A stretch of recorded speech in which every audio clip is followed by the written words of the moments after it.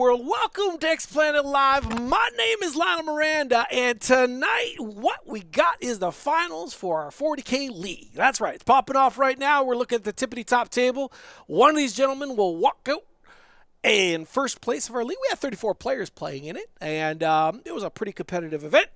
And I'm happy to say we got two terrific people at the table currently right now. The only unfortunate thing, if you want to call it that, is they're both playing Space Marines.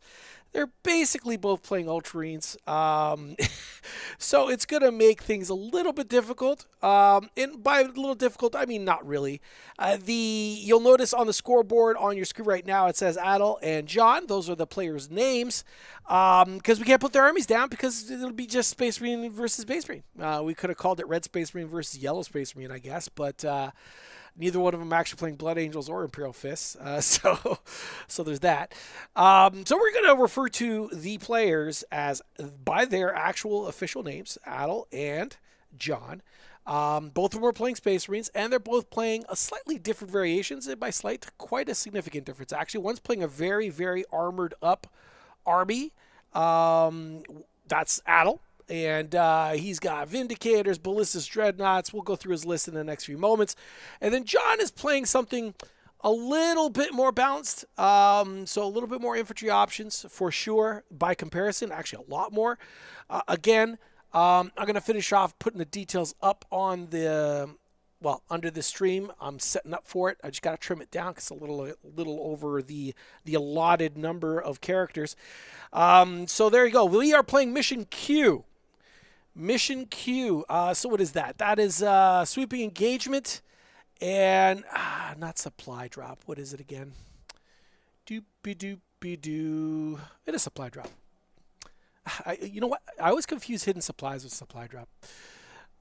So anyway, it's supply drop and sweeping. So it's almost a hammer and anvil style. Sorry, not hammer and anvil. So like Dawn of War style mission, but they're a little bit more stepped. It's stepped. So hopefully we'll be able to get that up on the screen in the next little bit as well. With all that done, I'm going to go to the table, see what these guys have to say as they're starting to set up their actual table. So there's plenty of time to get a coffee in your hand, possibly a brewski, depending on what time of day you're watching this.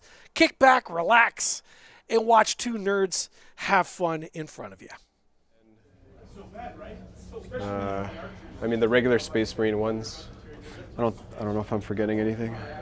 Yeah, you got reactive move. You can put something into I can do a doctrine for anything. Yeah. The Devastator one for ignore cover. The Lance and fight on death, and then AOC. Yeah. Okay. Cool. Yeah.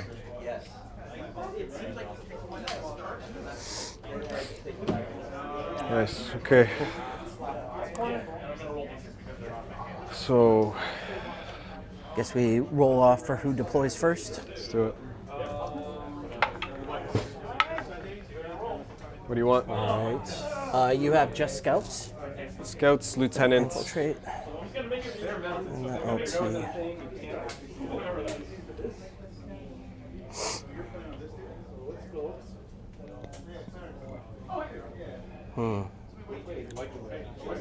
Oh, what's in Deep Strike? Okay, I will have this and one Vindicator in Strat Reserve. How about you? I'm gonna have the Stern Guard combo in the Land Raider. Yep. Vindicator and one JPI is in reserves. Okay, cool. So I'll set those aside.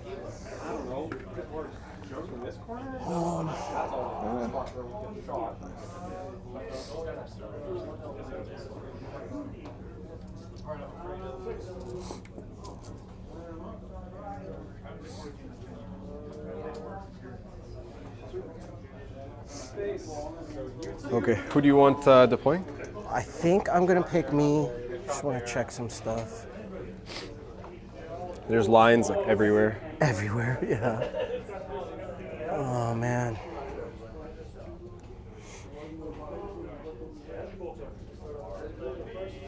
Holy, there's lines everywhere. Yeah. Well, I think that's good for your vehicles. We'll see. And then So for the mission, I guess we'll roll after we deploy. After we deploy. For which ones? Yeah. Correct. Okay, I'll deploy first. I'm gonna deploy my scouts.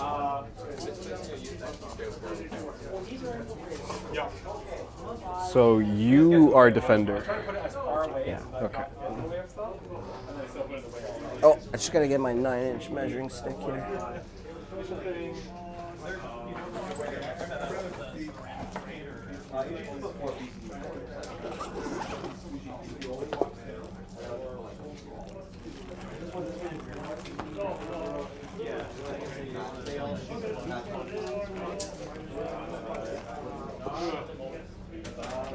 Alright, so I gotta stay 9 away.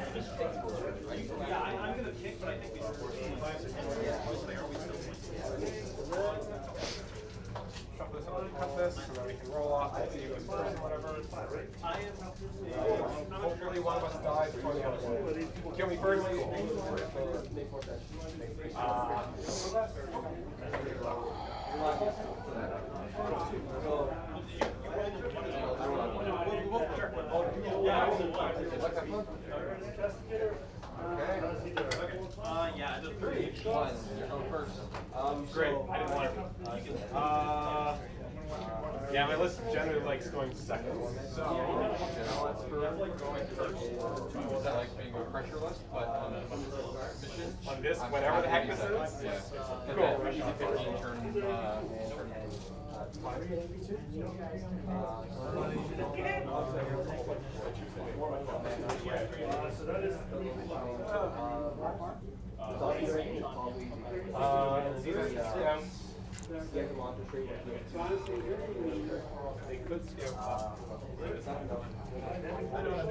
Yeah, I'll put those guys there.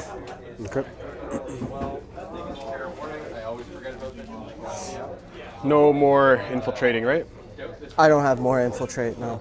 I just have scout. I use the dice table because I used to try and do it back and forth on the app, and some people are like, please show me, and then I start confusing, so I'm just like, I'll just do it one way. All right, as these two awesome guys continue actually deploying their armies, I just want to direct your attention. If you would like, you could refresh your screens right now. The details. Oh, hold on one sec. Maybe I need to hit one more button. There we go.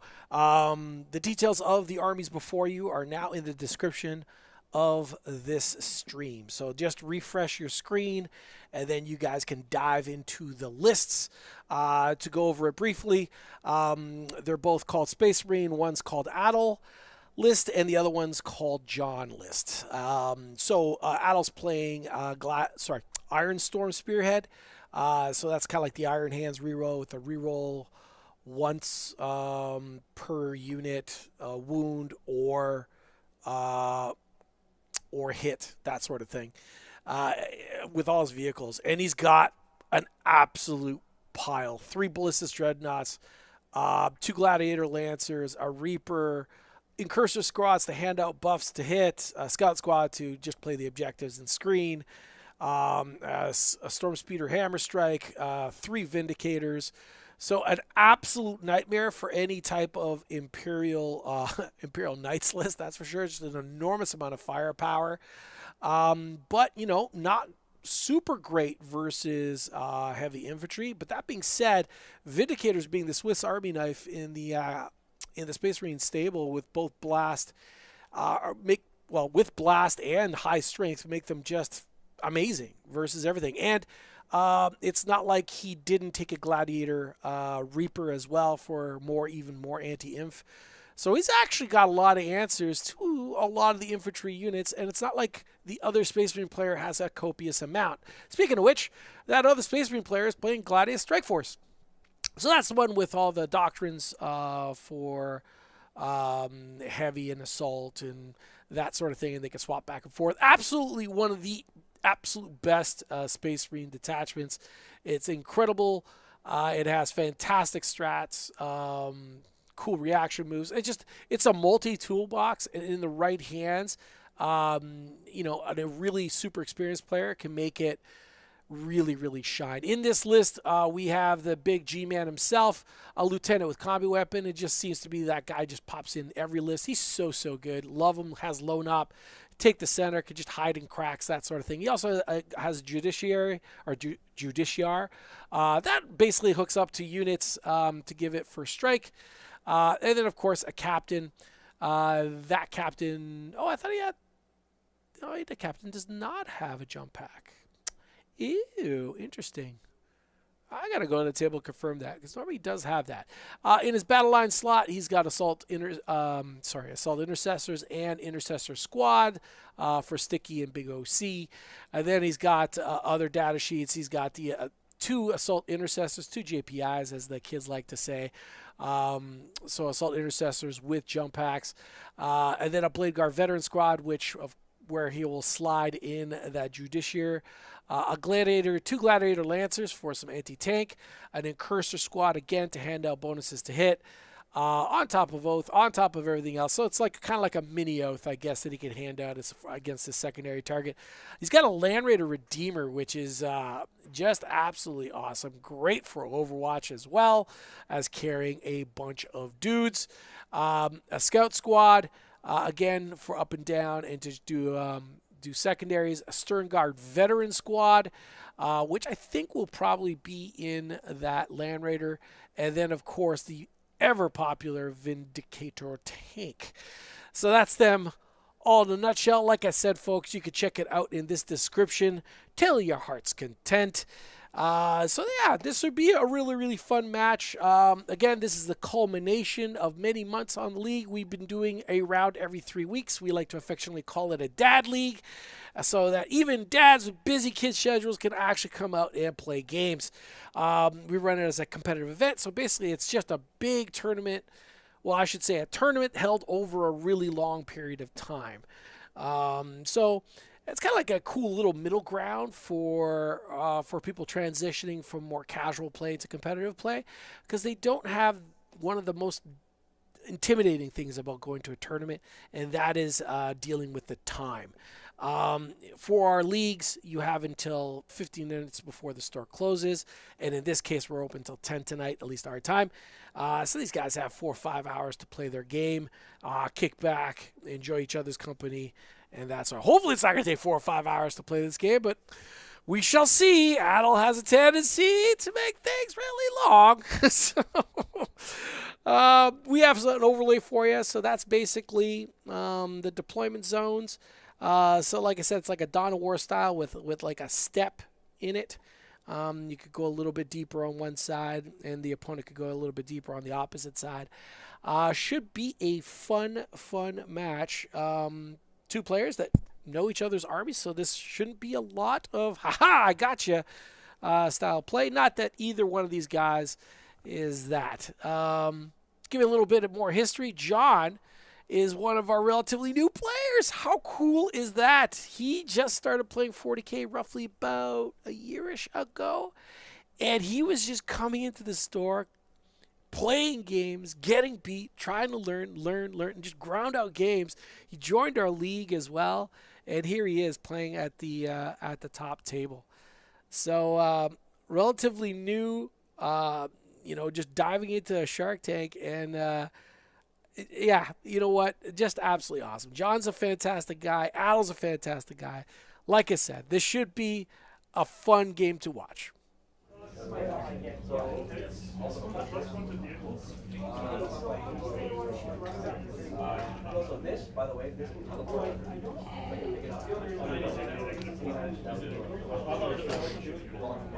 These guys will go right here.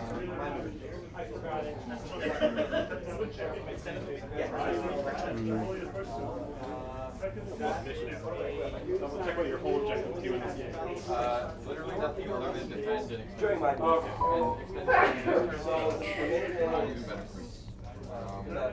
So not much use for that. I do get basically it's kind of useful to like manipulate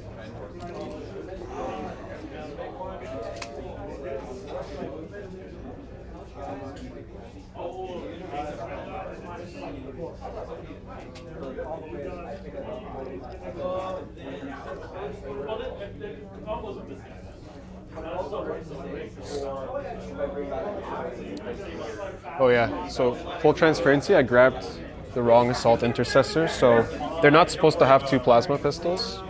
Only the Sergeant will have a plasma pistol. Yeah, like a normal profile. Just normal. The JPIs though, they do normally have 2 plasma pistols. Yeah, you got it.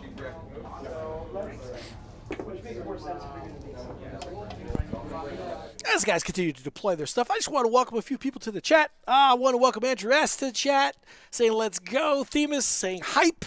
We got my man Scarecast coming from his globetrotting journey. Now, I might imagine you're back from LVO at this point. Saying awesome. And then we got Mr. Costacori. His rerolls as rerolls. Yeah, that is the game of 40K currently right now. Lots and lots of rerolls everywhere. The edition that was supposed to have not so much, well, guess what? It has plenty and plenty of rerolls. That's the great hope of potentially the next edition, although the great hope is that they curve that back. I imagine, though, that the next edition is going to be an edition where everything's backwards compatible. So the only changes will be to codexes, not fundamental changes to the game, if you understand my meaning. So yeah, all your current codexes, I'm not saying that's what it's going to be, but I'm pretty darn sure that that is what it's going to be if they just follow the pattern historically. So that means your codex right now will carry into the 11th edition until a new version of the book comes out. So yeah, something. I guess that's an up, right? That's an upside. I know, but the downside, of course, is if you're not super happy with your current book, well, you got something to look forward to, right? Like AdMech. Holy cow. Talk about a waste of paper. Oh, my goodness. Okay, that makes more sense. 15 up now.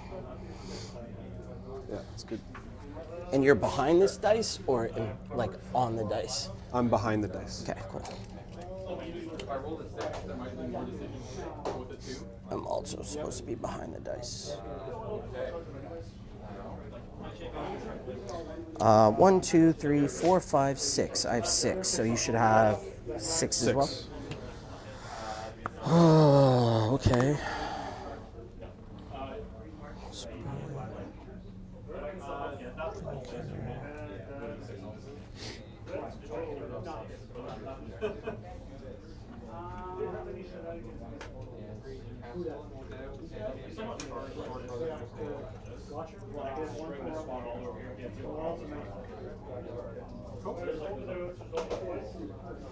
Is there a line?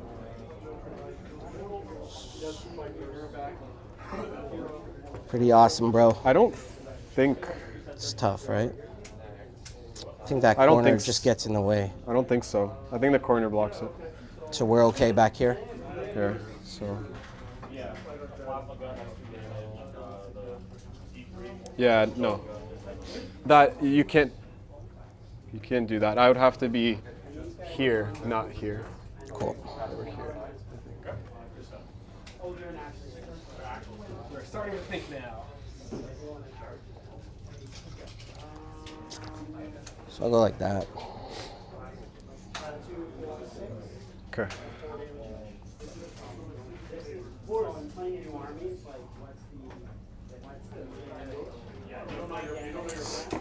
Land Raider's not long for this world, man. It's big. It's big.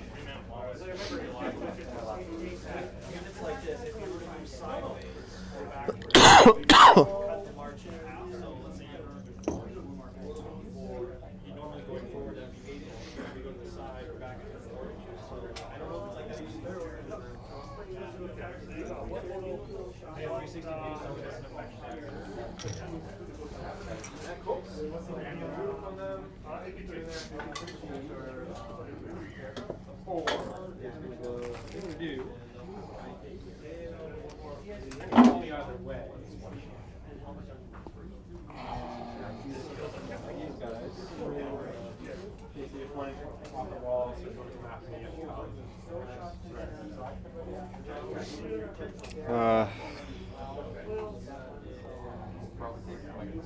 Does he fit in the building there? Shit. That one is 4 inches.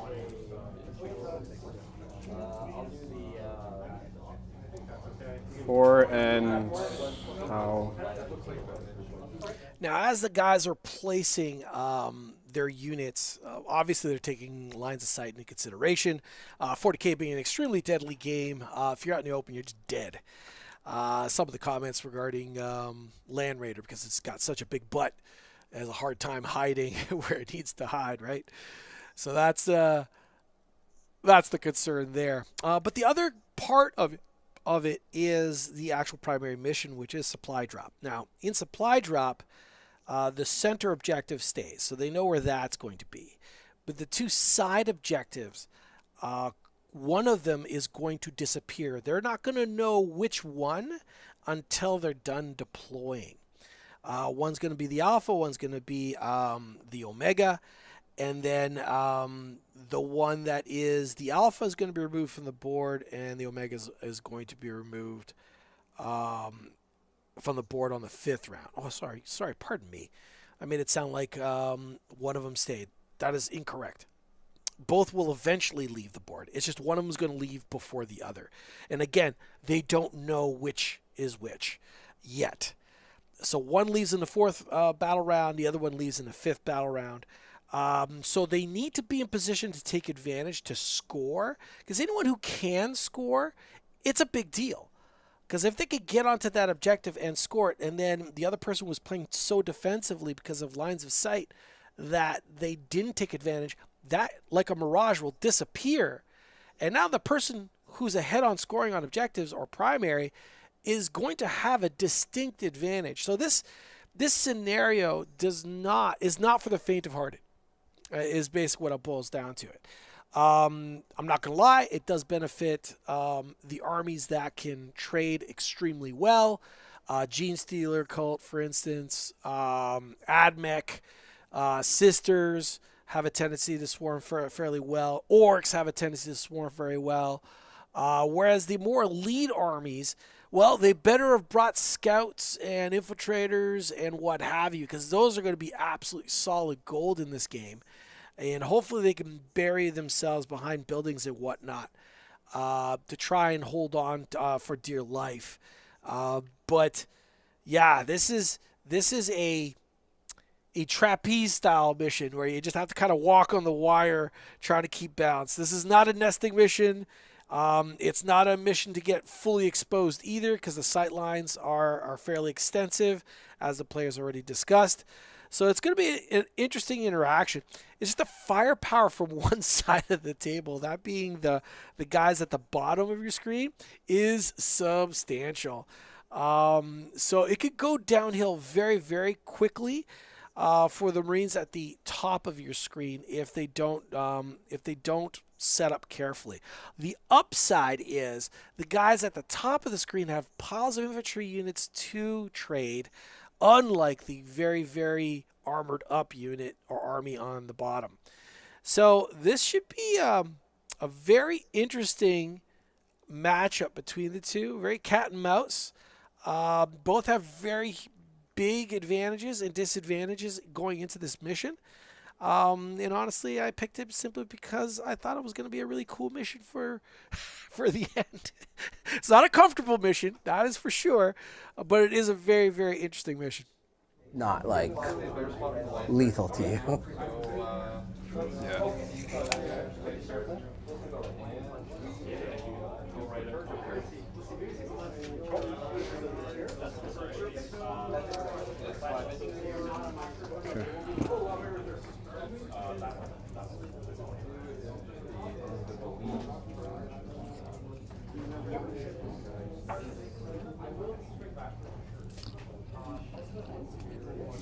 GPIs. Behind the wall there. Yeah.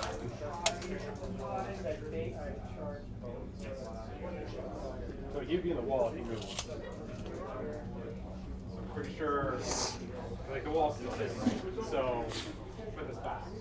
Let me send a text out, and I only have connection up there. You got it.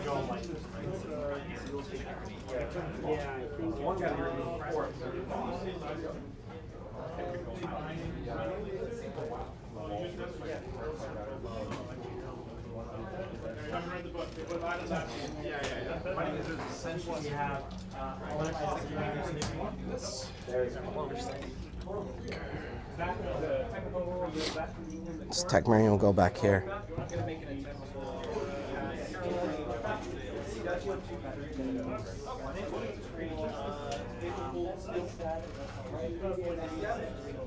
More than one magic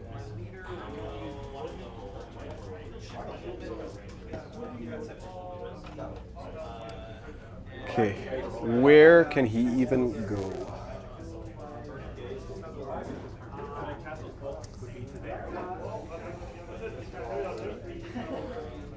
So both Vindicators could probably shoot him at that point.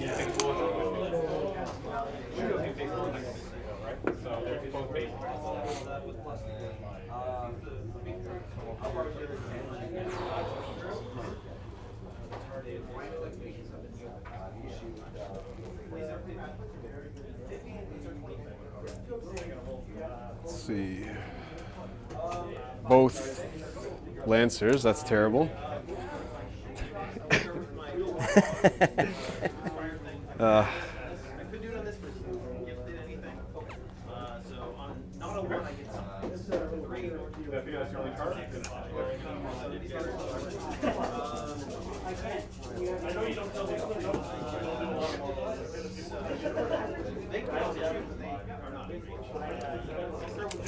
I don't think you'll get around the building. So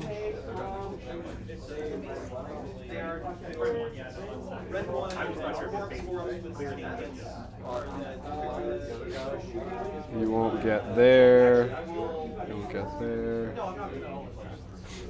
Just because we were doing exactly that. They were both touching like that. They were touching each other, right? Sure, whatever. We've all bumped everything around now, so I can't tell anymore. They're going to be dead. I can just lift them. Okay. Because they are one wound each with no invuln in melee. If I move there. Is this, like if the tracks are not on the template, is the flamer on the template? I'm pretty sure the sponsons count.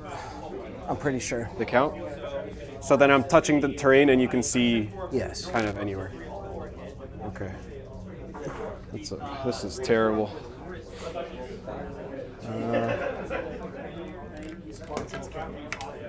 Yeah. Cool.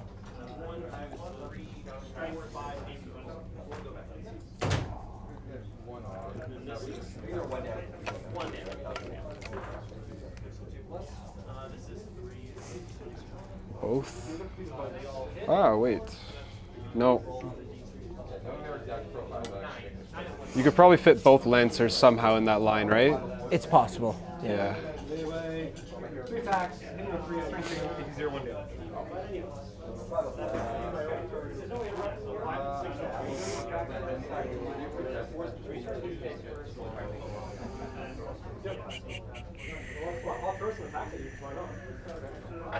So this is cut off between these two templates?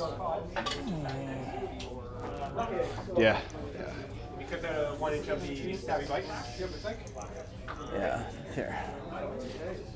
These should be in the template. I was just using the corners of them though. It's cut off? Looks like it. Yep. I can do a sliver back. Yep, you're good there. Okay. All right, let's do that. Cool. There's nothing there, right? Yeah, there's one line here. There is? Oh. I don't know if I get both of them there though. This layout is like crazy. Yeah, this is nuts. Although you can't advance and shoot with this one. Correct. So you get roughly to there. That's like the max.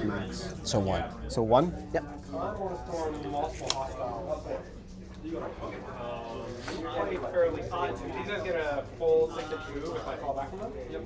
And I can trigger that, and also react no threat if I need to really make them blind impact. Do you ignore cover at any point? Just modifiers, but not cover, right? The gunboat strip there, cover. if it hits you, it'll strip cover. That's my only way of ignoring cover. But I guess turn 1 you won't strip cover. Yes. Sure. Okay. 1 Lancer.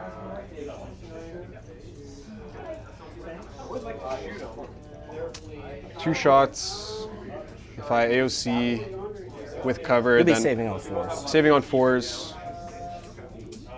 Probably get at least one of those saved. I don't think you want to give up a Lancer for that. We'll see. Okay, let me.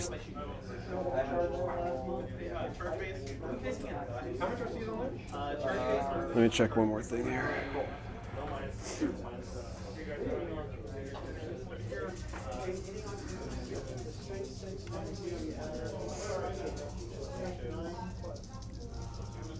That's safe, and then that line is there. Okay. But you're putting that down, right? So then it's on me? I'm still checking Oh, if I can protect it with another tank afterwards. Gotcha. You got it.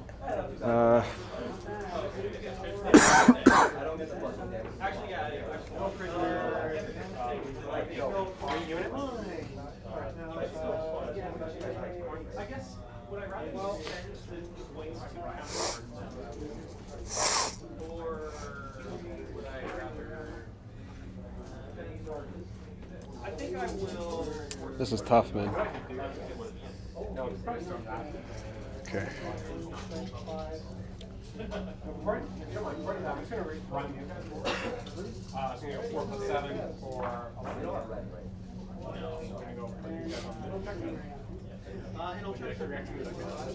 Tricky getting the terrain.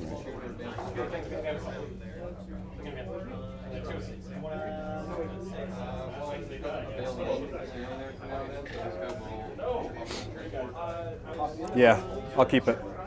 Keep it there. Your drop.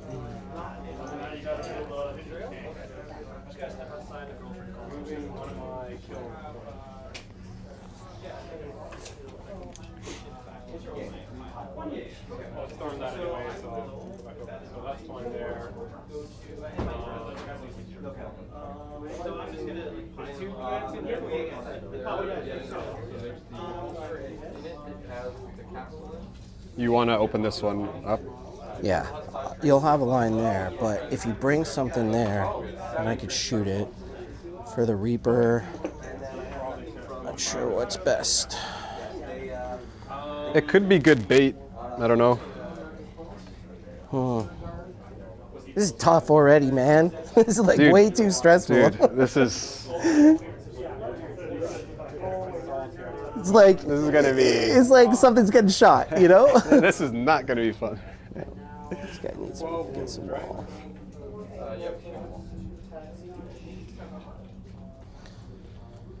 Oh boy, what do I do here? Or we just try to score and not shoot each other. You have Just way try to more outscore. scoring stuff. Oh man, what do I do here? Like that's the sharpest angle you could cut.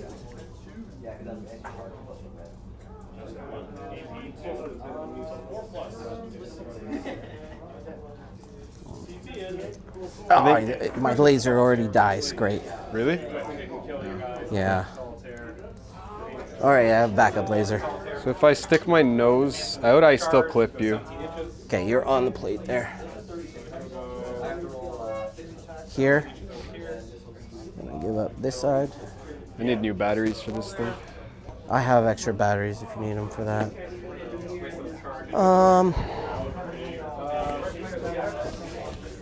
Buddy, this is so tough. This is gonna be the longest part of the game. This and probably like turn 1 movement.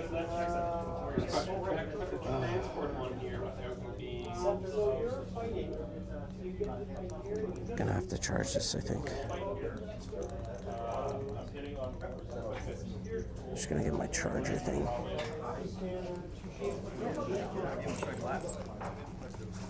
No, I think he's right. No, but I kind of felt like could have given. Oh, yes, that's all wrong. This is going to be 2.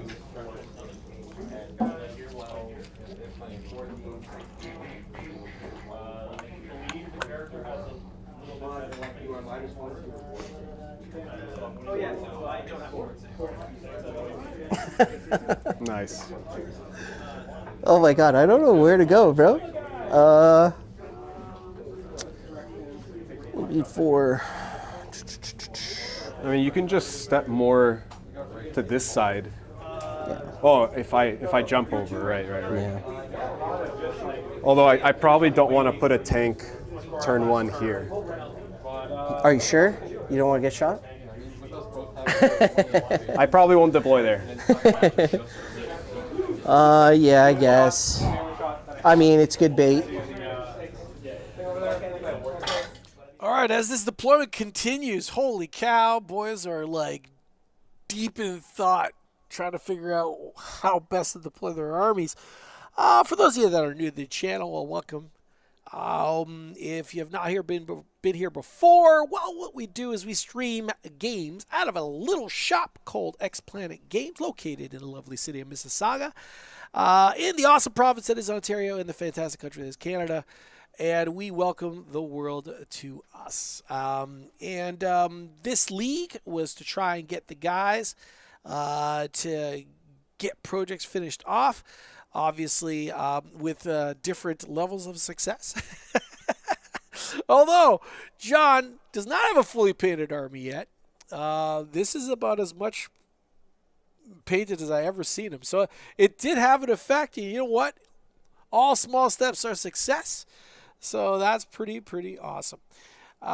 He's going for an Imperial Fist style list. Let's see if we can actually maybe knock off that, get a better angle on his boys, or at least some of his boys. How about this side? Can we get anything there? He has one complete squad of guys. That's right. One whole entire squad of guys. Oh, hold on one sec. Do I do that? No. And, do that. There we go. All right. If we go over to here, we're going to mosey. Oh, let's get rid of that overlay. Why aren't you going away? There you go. All right. So he's got some of his guys. These are the most recent batch. Obviously, not done. But you see where he's going. He's a big fan of the Templars.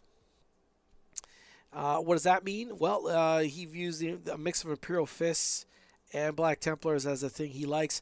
He'll probably run Templars later, but here's some of where it's going. The complete dudes right over here. How cool is that? Looking pretty spiffy. This is a guy who doesn't paint. I really do appreciate the effort, and those are looking really good. I really love where it's going. What's amazing about painting is I don't think it really requires a lot of artistic talent.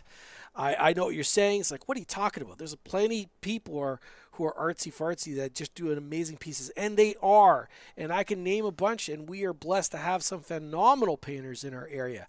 But to learn technique, to learn how to paint an army nicely, is not a massive talent. It is mostly technique. And what I mean by that is it's something that can be learned pretty much by anyone. And you can just take pride in just painting an army very neatly. And it's like paint by numbers at that point. You learn a few tricks. And then by learning those tricks, let's see if we can get another bead here. Is that good? Yeah, that's good. By learning the tricks, look, you could just have a really nicely painted army. Yeah, sure, you might not win best painted at any event, but you could definitely take pride in what you've done. And look at Atal stuff. Look at this stuff. I think it looks absolutely fantastic. It's very neatly done. Everything's beautiful and crisp. Are there more details to work on? Sure. Is it the best army you've ever seen painted? Probably not. but it's painted, folks, and it looks great. And ultimately, that's all you really are, well, what some aim for, I should say. I know as I've gotten on in years, I've definitely have decreased my goals in painting, to be completely honest. I just really love playing the game. And I just really want a really nicely painted army, not the absolute best of my capabilities, because that just involves an enormous amount of time. And I'm sorry to break the hearts of painters that take absolute pride in their stuff, and that's awesome. You be you. I just really want to play games, and I want my armies to look cool, and that's pretty much what I aim for. How about you? What do you guys aim for? Do you try to paint every single model to the best of your ability when you're army painting, or do you cut a few corners? Do you settle, I guess? Do you settle? I know there's some people in our area that, you know, their version of settling is still absolutely magnificent. Are you one of those people? If you are, well, God bless you. As long as you're not overhanging.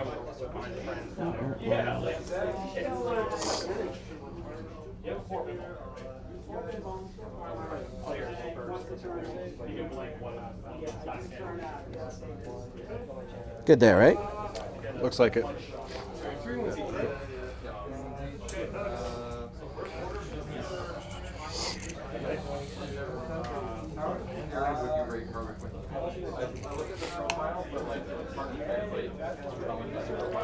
Stay the hell away from my infantry. Okay. Master will have 5 attacks, anyone 2 rolling 1s, strength 5 with lance, 82, 2 damage, kill a couple guys, and the players will have 21 attacks. Your T4s, they'll be hitting on 3s, I'll give them lance, so they'll be strength 4 plus 1, so hitting on 3s, winning on 3s, 81 or 82, 1 damage each step.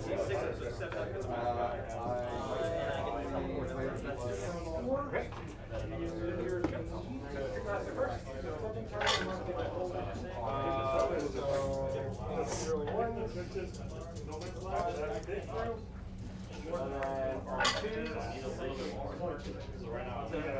So 3 saves, 82.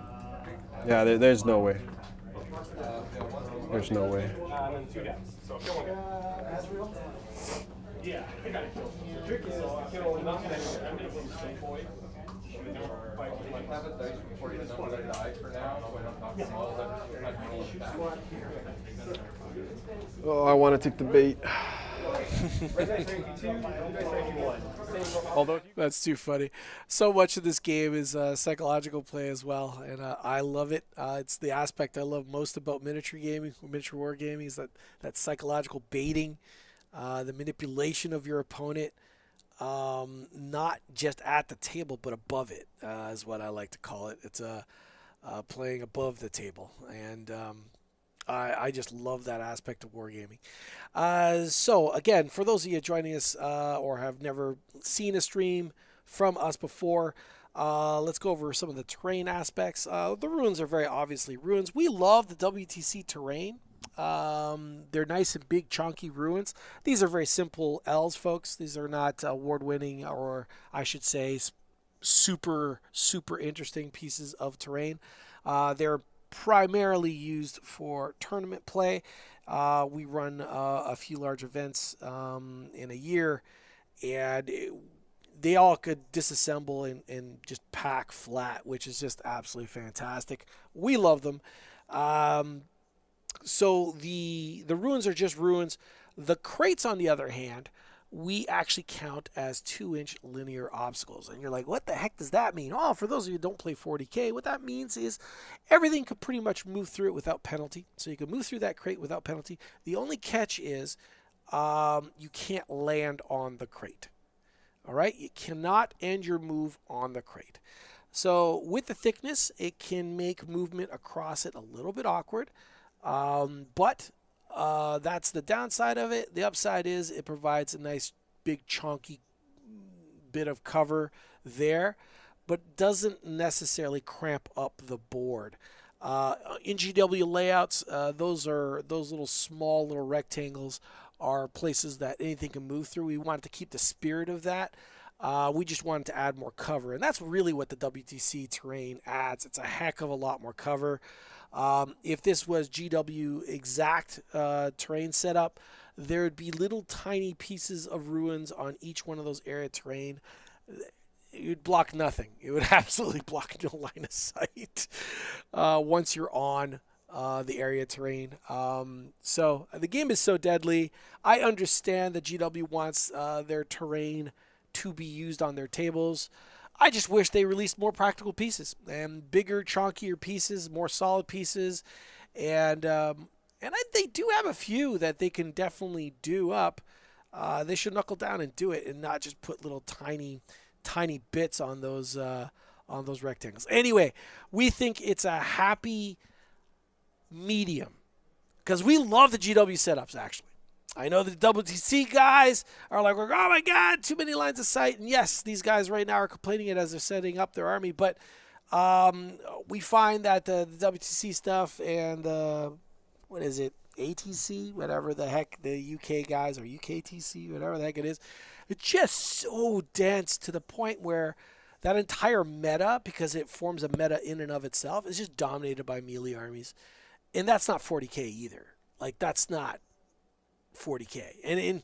And when the game and designers are trying to balance the game, they're balancing the game with this in mind, meaning GW setups in mind. Now, granted, this is still more terrain that they're normally used to at their own events, but yeah, I don't know. I just think these are a really good setup. I think guys are finally starting to roll dice. Do we have a first player? Let's go to the tables and find out. 5, 6. So the center always stays now? It's just the outside ones. Oh, it always stays? Yeah. They changed it.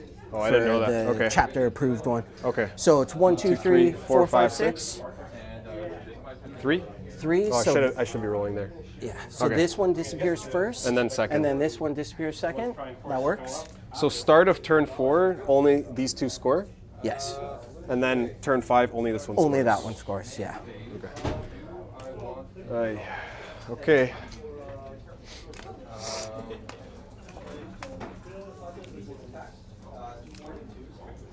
I guess you have your scout first.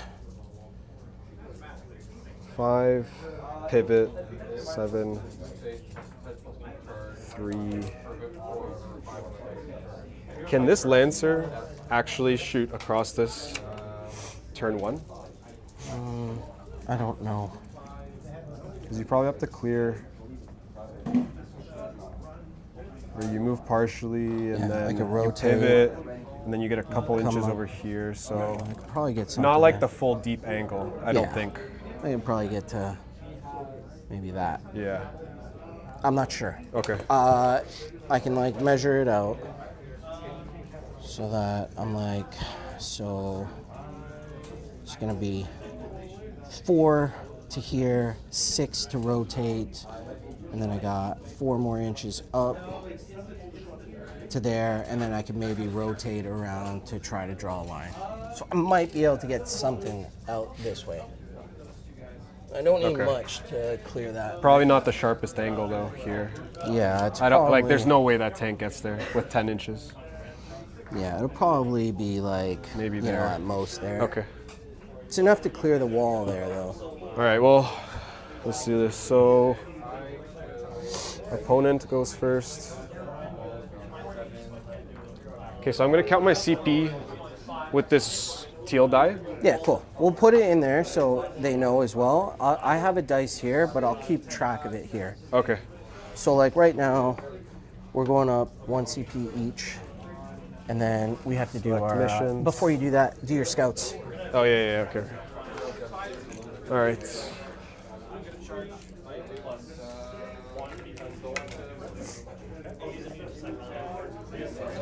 All right, as he does his scout move, just to reiterate one more time, the alpha is the objective to the far left-hand corner. So on round 4, that one will basically deactivate or disappear.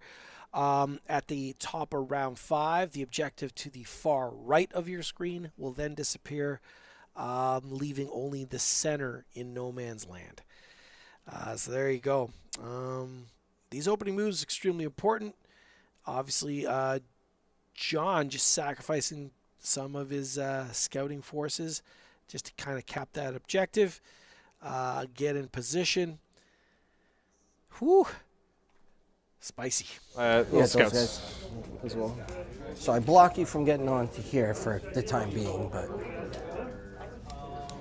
You're not, so they're not moving? they are. But you have to do all your scouts, then I do my scouts. I thought we alternate. No, it's attacking player first, finishes their scouts, Everything. and then defender. Yeah. Okay. They'll just shuffle. Okay. So as long as you're outside of 9, you're good. And then I got this scout thing to worry about. Do I stay behind this wall? I mean, do you want to trade at the end of the day? All your scouts are done? Yeah. Okay. So these guys are going to come back behind here.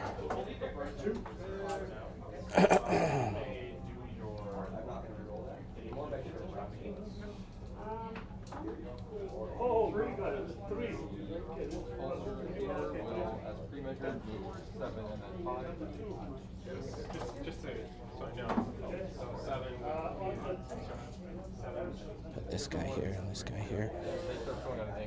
This guy can go here instead. And then these guys stay 9 away.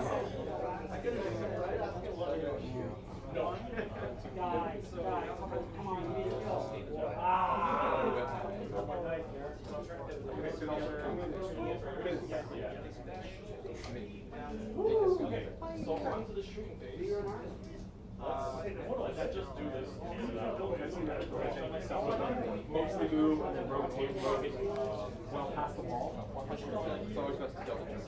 Especially when you're shying it so we're not on the wall.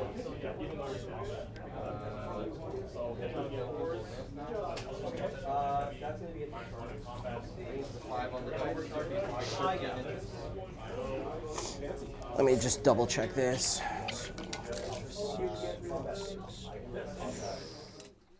Now, Atal has to be very, very careful on how he does his scouts.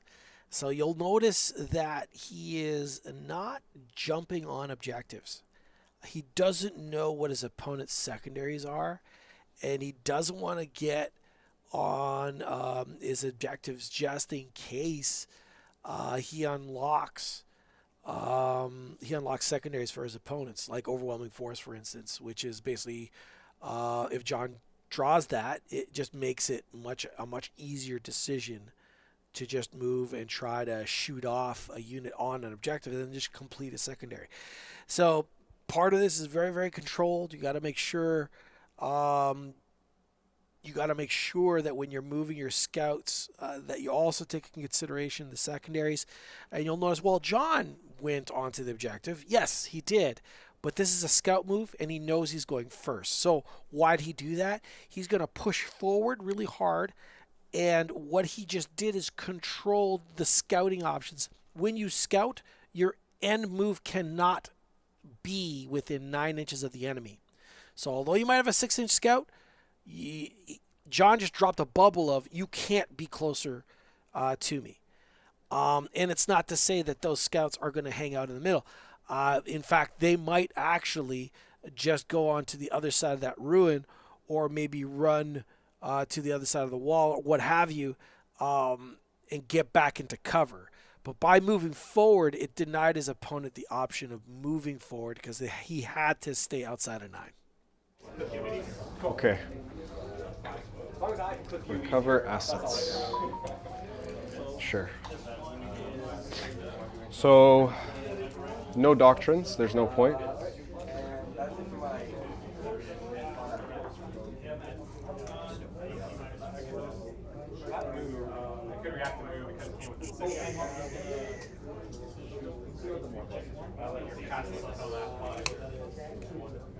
Oath target, right. Let's do.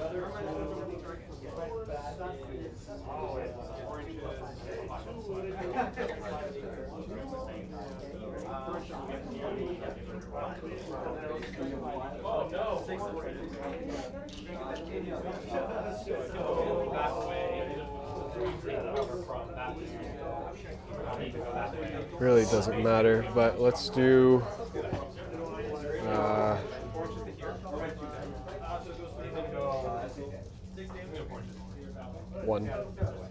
One and 2.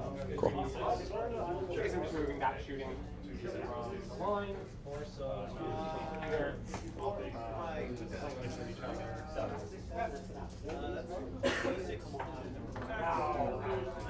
Okay. I'll put it so there's no. Yeah. Just double checking. Okay. All right. Cool.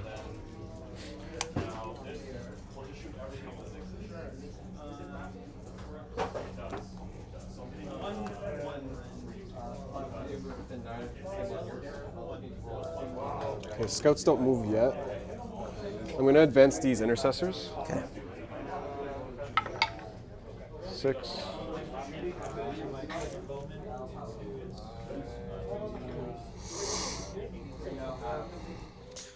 All right, so John, the gentleman at the top of your screen that's currently moving his intercessors, drew for secondaries, recover assets and bring it down. Bring it down is a tough one. It'll be hard for him to get a beat on anything. Certainly not enough firepower to necessarily take out the thing. Maybe he could cut an angle to maybe get a gun off of one tank on it, and then he has to kind of get lucky. So not really reliable. A tragic one to burn to the ground, but that's going to probably turn into a CP. So that's bring it down. And now recover assets. Well, recover assets is something he can do. It is an action. Yeah. Units 2 or more units from your army if each of those units are wholly within a different one of the following areas. So that would be his deployment zone, no man's land, and his enemies. So he'll score a baby version of that and score 3 victory points. Not exactly fantastic, but it's better than 0 points, that's for sure. It's just the massive downside of going first is it's tough sometimes to really take advantage of secondaries. A lot of secondaries involve killing stuff. And when you go first and your entire opponent's army's buried behind ruins out of line of sight, it makes it very, very difficult. So John's going to have to be very, very careful. There's a lot of varies being tossed around.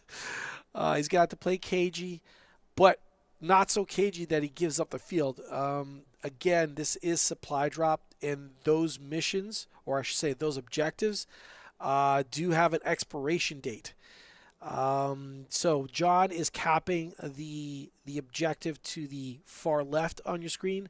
That's the one that disappears on round 4. And then Land Raider is going to advance. Okay. New target. 10.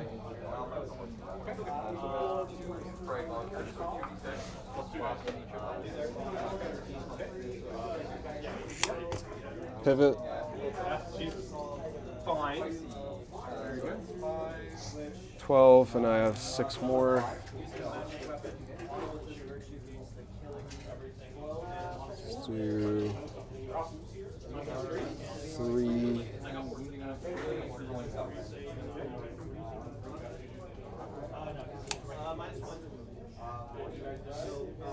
Okay, let's see. So good. Like you haven't had a bad roll. So that second Lancer, I don't think there's any way the back one will get So it. it's the Sponson, right? Okay, so we're gonna put them all in cover. So that'll be the line. Do you have cover from this corner? I think this guy does. He should be like right against the wall. So I gotta get to here. I think he'll cover the other side. The question is, do I want to lose them? With a pivot, I don't think. What the shootings you have? Okay, I don't think it's possible.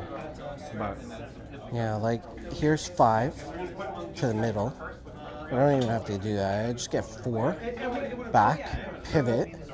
That's oh, the pivot doesn't 6. swing you around though. It's like Because I go from this angle to that angle, so that's actually getting a little bit closer. And then, so that's 6, and then I have 4 left from like approximately so. It's here like to it's here. iffy. So you might. I might. Okay. Okay, 4-pin bone. Well, what if instead I could now reactive move to get the freaking. if I move back to 3 inches? The Lancers don't actually see the Land Raider from the windows, right?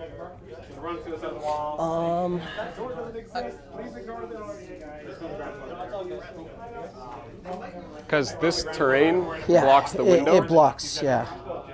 So maybe 1 can shoot. Yeah, I think that spot takes me away from the second one. Then you don't actually see through this either, right? From here,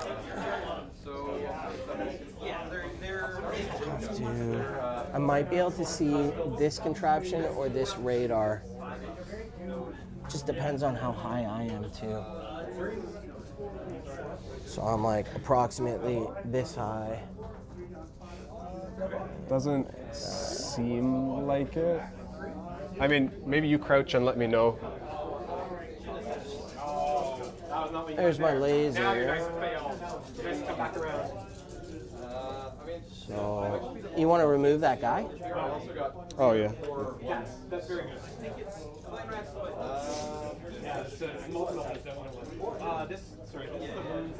I suppose not. I can't see the laser there.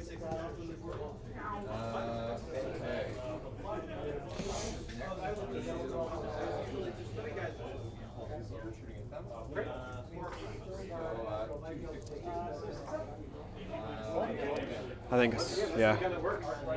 Should just be 1 tank. Let's see. Okay. Cool.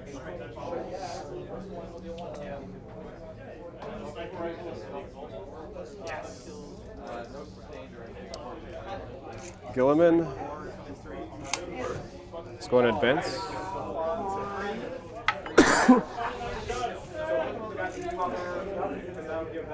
It's plenty.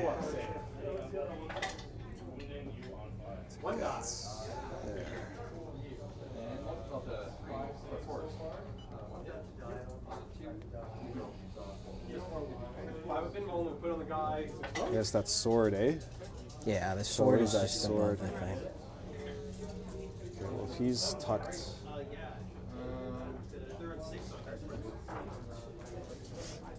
I don't think the Vindicator sees that. Okay, let's do that.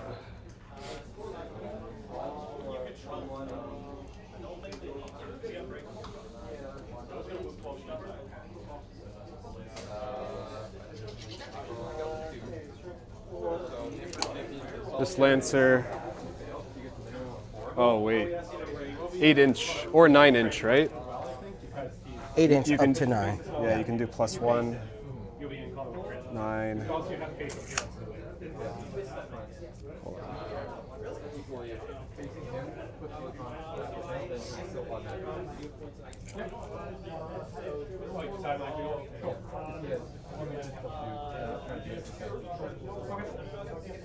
Yeah. Okay, it doesn't get enough. Yeah, kind of within the wall. So, do you want to just charge this all tank? Or do you want to charge it? It's up to you.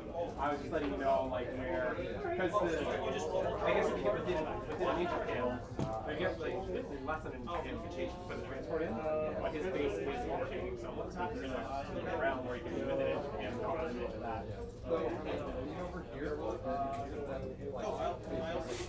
Okay, this Lancer is going to advance. Okay, plenty of movement.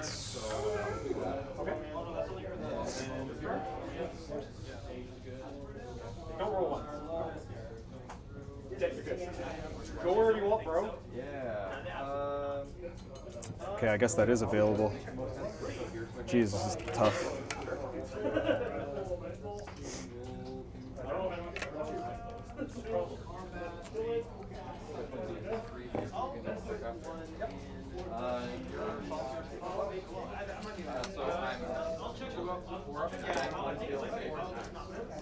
Great. 9 attacks, hitting on 2, strength 6, and winning on 3, 82 stable. So one guy can't. One guy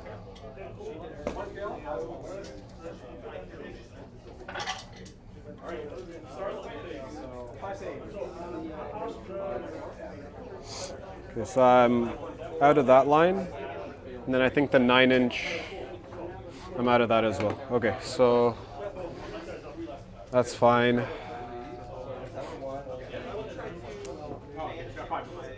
Okay, great. Fight me back. All right. So he is normally a assault doctrine. So he has 8 attacks, which is the enhancement. I'm not even going to move that Lancer. Okay, so Yeah, it's on 5 and GPIs.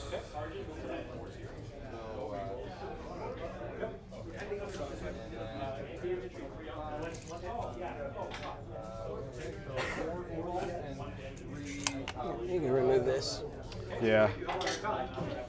So I die, I'll resurrect with 2 moves. Yeah, I'll be out of combat. Like I overloaded.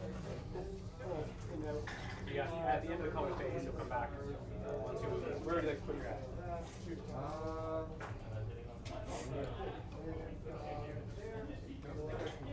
Well, you weren't touching her, so. Because I can. There. Transfer will attack you. 4 attacks. The Reaper won't reach. I don't think you want to put a Lancer into these GPIs. Yeah, like, I don't even know if I get a line, but I gotta be like up here to get in range. Yeah. Yeah, I don't think you'll want to do that. Okay.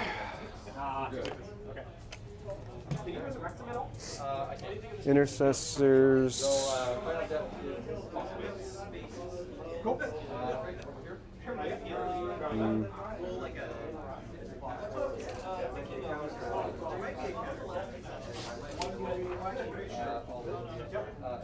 Intercessors will stay, I think. So they'll recover assets there. My scouts will recover in no man's land Yeah, you got it. because they're 8-inch or whatever. Yep. Oh yeah, Lieutenant. Sorry, I missed the.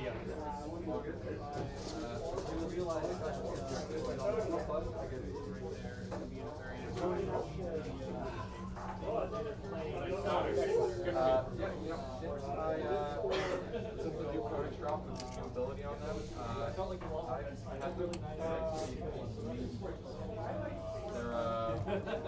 amazing at not doing it. But I do have testing targets that Yes, you do. I couldn't kill you.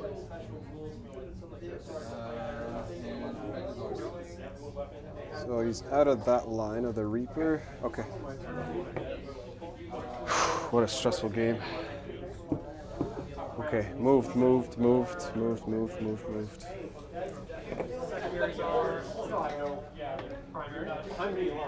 think that's. I'm going to grab a white ball from the So recover assets For 2 units. 2 units. And Bring it then down. I think I'm just going to discard it for CP. Discard. I know I can score easy, but I want CP. Okay. So that's it. So then I'll go to my turn. Yeah, so I'm on 3, you're gain on one. 2. I gain 1. Yep.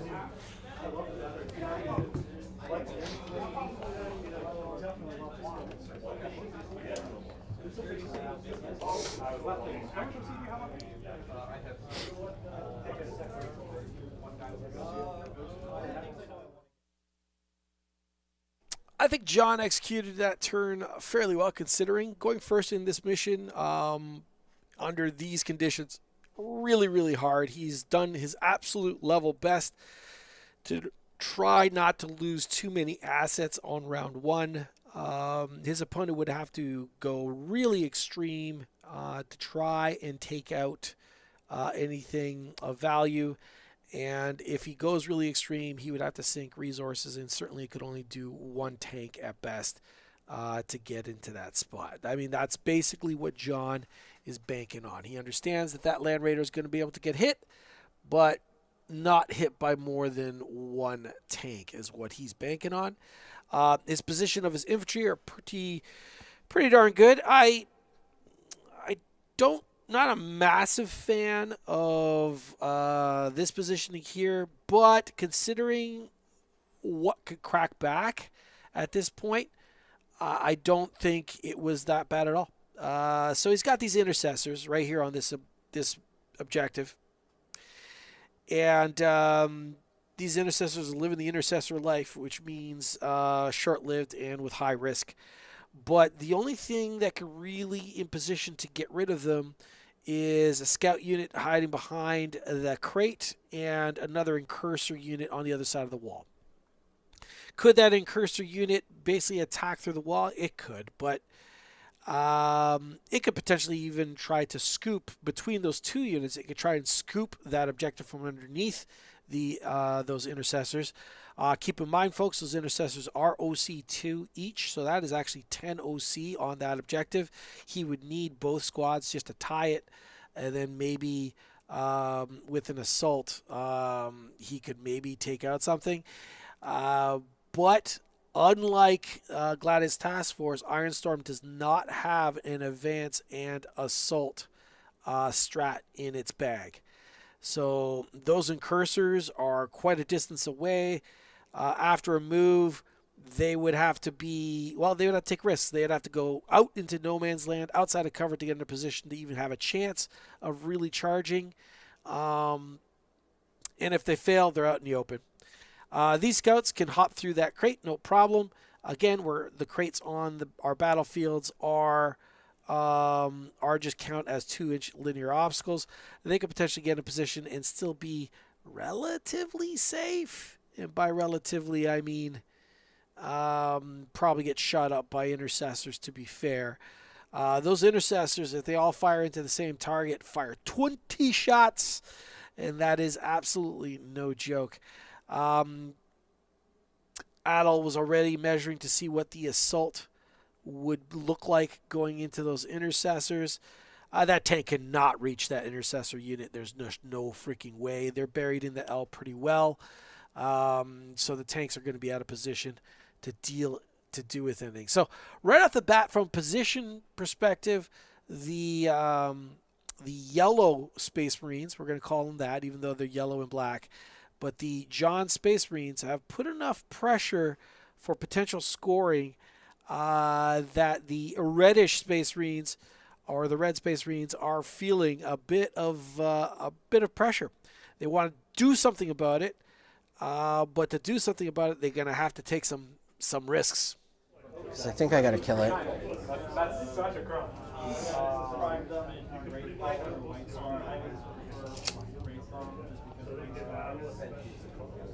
6 up. What are your secondaries? 4-inch charge. Oh, yeah. Good question. I should pick those, right? Probably. Select missions. Extend and area denial. For area denial, do I have to be 3 in the middle or 6 in the middle?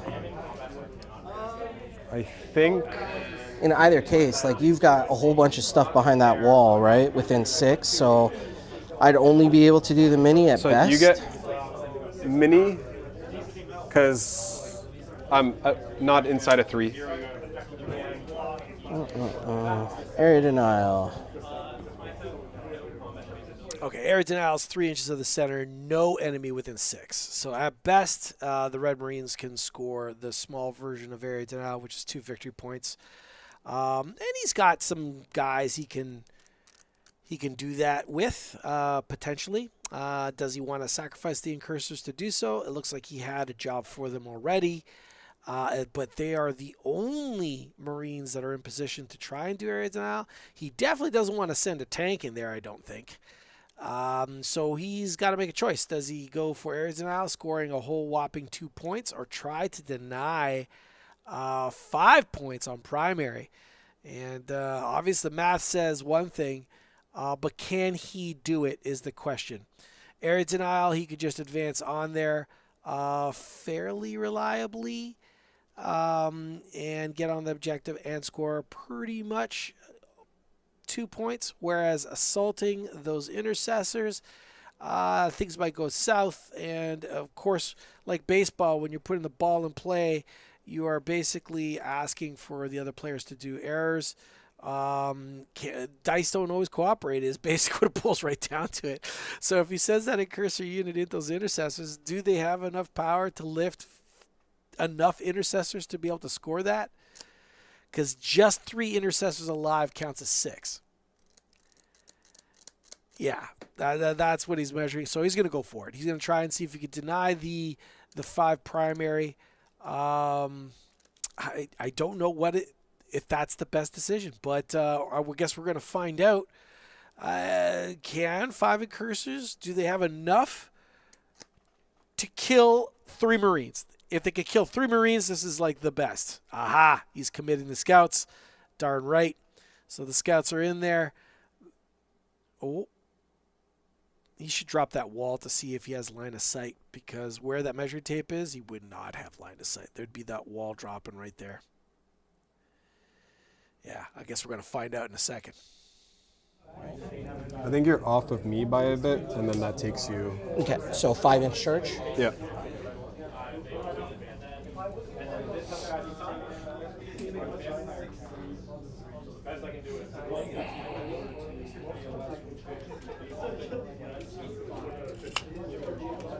I'm gonna go this way. As he continues to move there, I actually don't remember if I talked about his other secondary, extend battle lines. Extend battle lines, he'll be able to do that no problem. What the yellow Space Marines did at the top of the table, the red Space Marines could do at the bottom of your screen. And that's simply moving the unit that's on your far right of your screen and just tow into that objective, into that area terrain, and cap that. So he'll be able to score extend no problem. It's just right now he's wondering whether he could deny primary from his opponent. This guy's in a precarious spot, bro. Yeah. So I'm just gonna pull the mat, or oh no, it's between the tables. Yeah. So okay, it's okay if he falls, I guess, man. I don't love the idea, but whatever.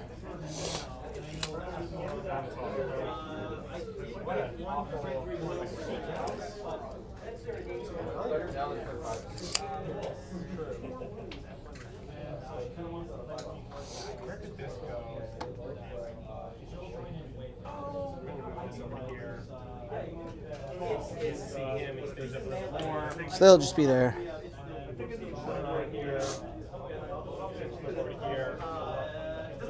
So it'll be a 9-inch charge from them.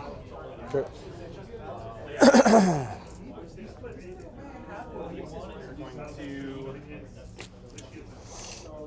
Okay.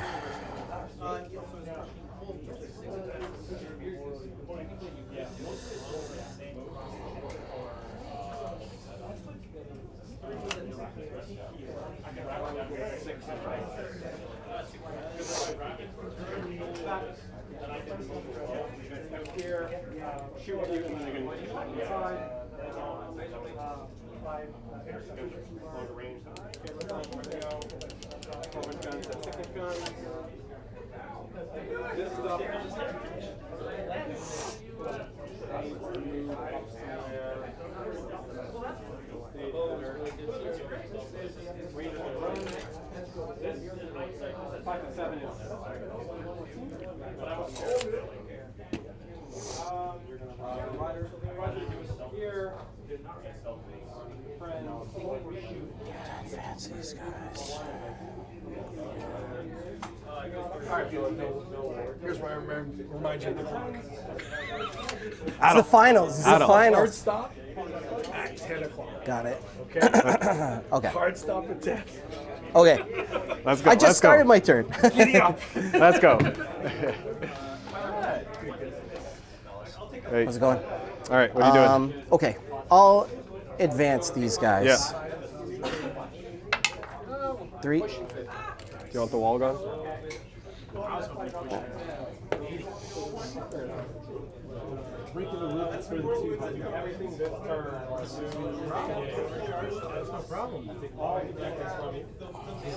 This is the match. This is it. These guys mic'd up. Yeah. This is the thing they don't want to do in the start. Get some commentary? I'd like to just go in here right here. Check it out. Just the first 10 minutes. Hang out in the booth and watch your work. How much do they see there? You can see the back of my head. That's not what I wanted. Or so I can pivot it and put it here.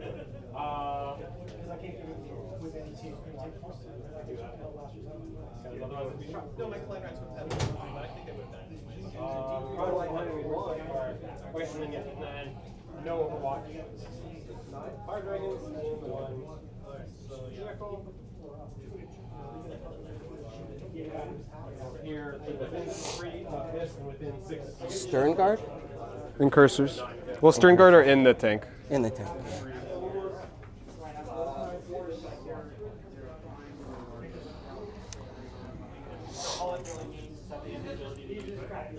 I want to stay out of 9. Okay, so that's He got knocked over, so maybe that. And then this guy was... probably the tip there. I'll put 9 to there. There's the edge, right? Or you do it, because I'm going to Overwatch. Oh. Yeah. Yeah, so I got to be outside of 12, right? Yeah. So just a touch more. Be 12 away.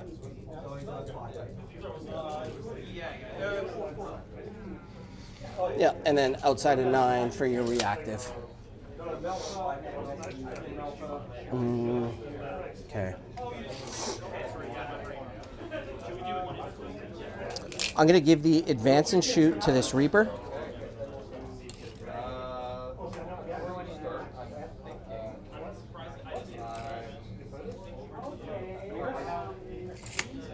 To the Reaper? Yeah. Okay. Do you want to... +1 to hit. We'll go on to this guy. Okay.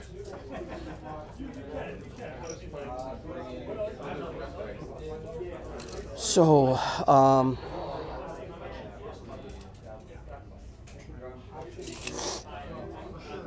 so let's advance this guy. Come on, baby. Oh, yeah. Oh, my goodness. That'll be 2. Yep.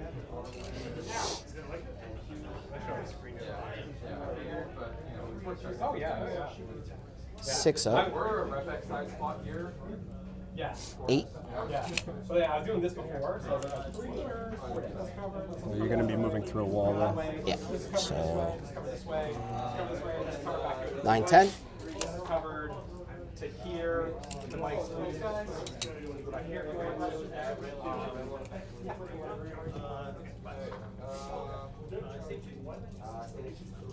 I have lots of additional movement, but I'll just go to there. Just so I'm within 12 of this guy, but outside of his reactive. Okay. Try to plaster him.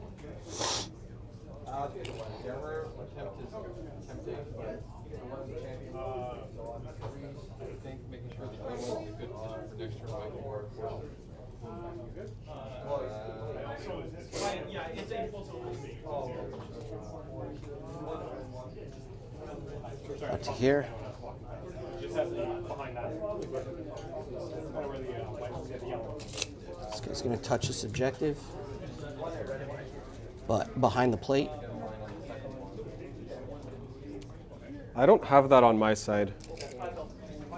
It's supposed to be there.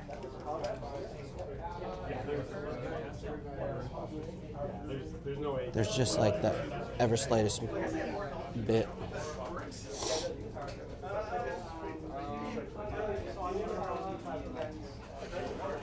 If you look over here,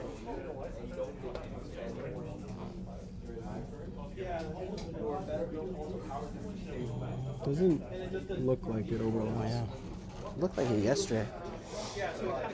Oh wait, so he'll have to come 8 inches behind this wall and just touch it here. I've been having a lot of decisions too. This is the big go turn. It's the sniping ball. If this fails, you win, basically. And like moments like this are literally one confusion.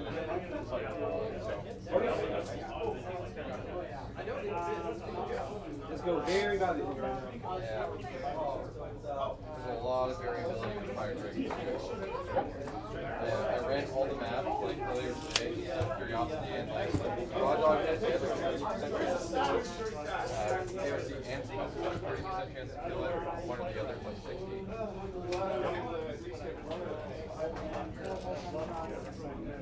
Oh, they are all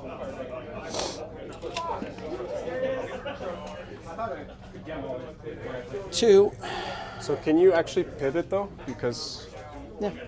Yeah, sticking with rapid ingress.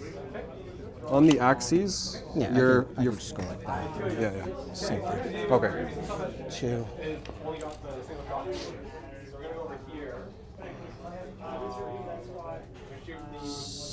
Nelson here is the character there. I'll go Yeah, you gotta sideways. inch and a half. So that's 2, 3.5. And I don't really have much of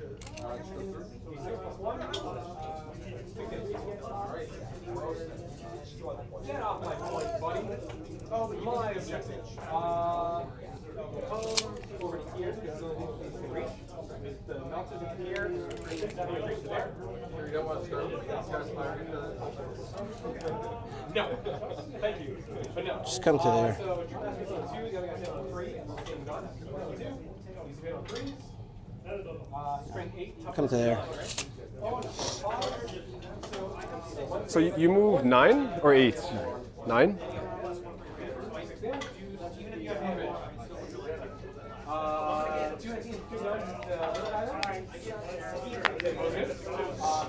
Two. Doesn't wound, so 81. One damage. Oh, sorry. We're going to shoot the transport into the guy who's directly beside it. I shoot the target. So you gotta stay behind the plate. It's gonna come here.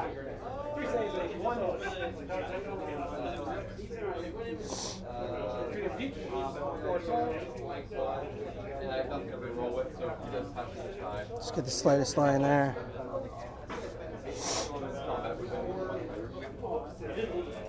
I figured 6 shots was an okay deal. Your fallback shoot charge is 6 inches from the Back in your transport. the guy. 6. 6 inches. Question would be, I could probably scratch 8 on that. Okay. So I'll be Pile consolidate. all these vehicles.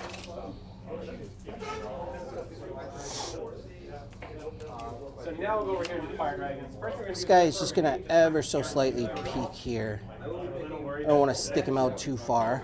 He'll still be within 12, and I'll just have a line ever so slightly from here. 3 so far, whatever that is. 4 damage. 4. Oh, we're not looking good now. Okay, so I'm going to pick up. So these are strength 9 in melt terrain, strength 9 not in melt terrain, strength 12. So 4s and 5s. This guy's gonna wholly go within the terrain. So he'll have a line here. Okay. On that JPI. This guy's gonna come up the full 10. There.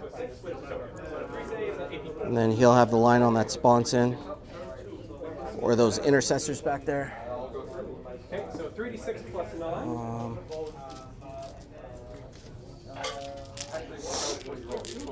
Okay, big deck. Okay, does he explode?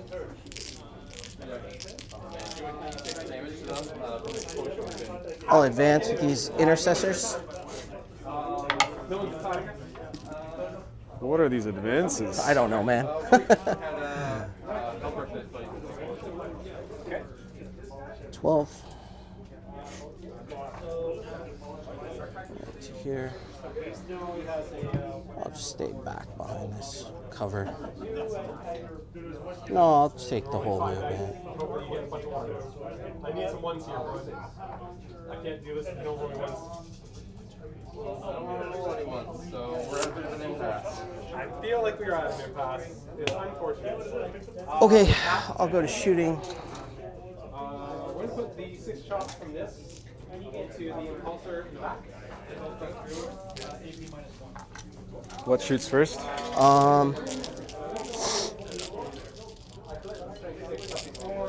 I'll shoot this Ballistus first Okay, so smoke from Gilliman. for free. Okay. So force. Oops. The Ballistus, right? The first one? This back one. Back row? Okay. 2 hits. Strength 12, so 4s goes to 3s. 2 at AP 3, so AP 2. Yeah. Because So I four can't. ups? Yeah, 4 ups. 2 of them. 1. 6 damage. 2 rockets. 2 hits. Strength 10, 5s goes to 4s. Iron Hand reroll to 1. 1 AP2 goes to AP1, 3 ups. Jeez. 6 damage. Okay.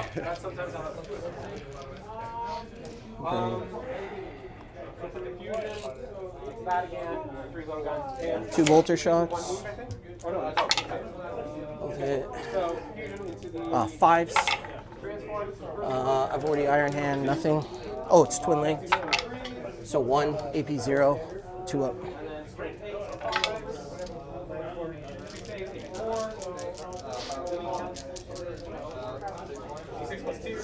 So this Ballistus, how many wounds are you left at?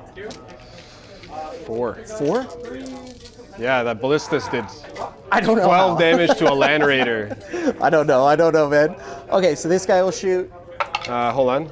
Okay, yeah, what- sorry. you already rolled. Yeah, I re-roll that. So Yeah. if you want to do something,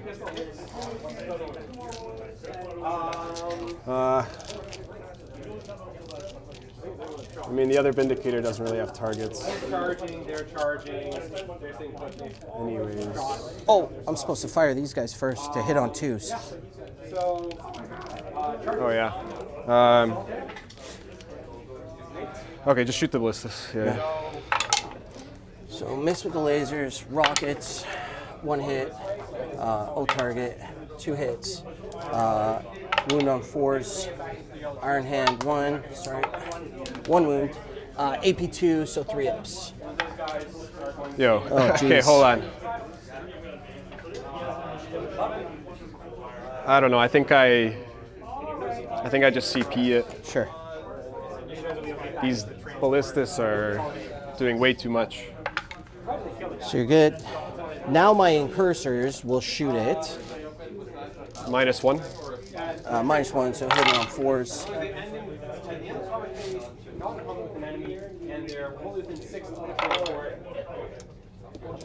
Move on 5s. Iron Hand 1. 3 AP0, ignores cover. Alright, now he'll be +1 to hit. So now this back Vindicator will shoot it. Okay, this Alright. this one's gonna AOC. Okay, I'll just Actually, fire- hold on. Because you have 2 Vindicators that are only shooting this target, pretty much, right? Unless you pop out. No, well, it's too late. How do I pop out? If you disembark out or something where I could see you. Oh, well, yeah, I mean, likely. yeah. I just got to fire this guy's bolters, so I'll just do that real Yeah, quick. that's okay. It was hitting on 4s, wounding on 5s, twin links, 1 AP0. It's 2 up. 2 AP0? Just 1. Just 1. You're good. And now, do you want AOC? I don't think it's worth it. Like, it might be worth it on the second one if you flop, Yeah. but I was just not expecting Ballistus damage like that.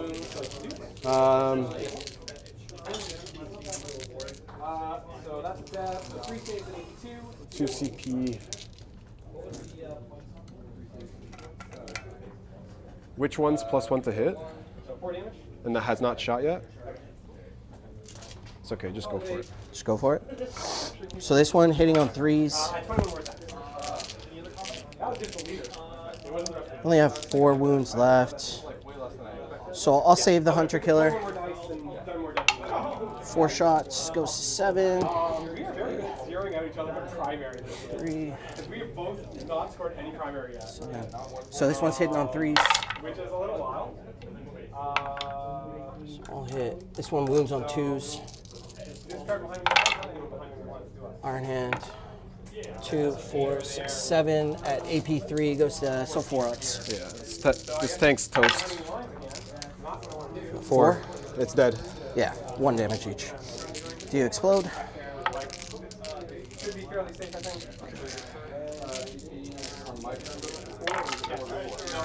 Wow, and a die. A guy dies. Yeah, that's awesome. I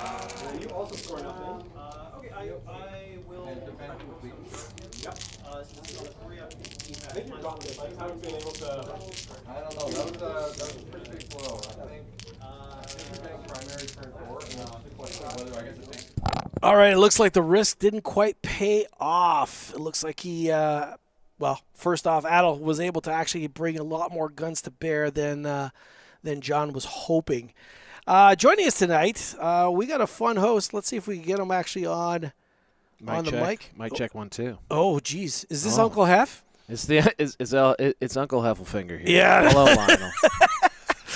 My man was in the neighborhood. He decided to drop by. I got honeypotted. They told me there'd be Old World here, and now Yeah, I'm that's looking at a bunch of tanks blowing up. This is wild. So my co-host for tonight is a man who used to be all about the grim dark, but decided that that was too dark for him and wanted to go into the frolicking fields of Old World. Still grim darkness. It's just not in the far future, Lionel. That's the main It's dark. difference. I don't know about grim.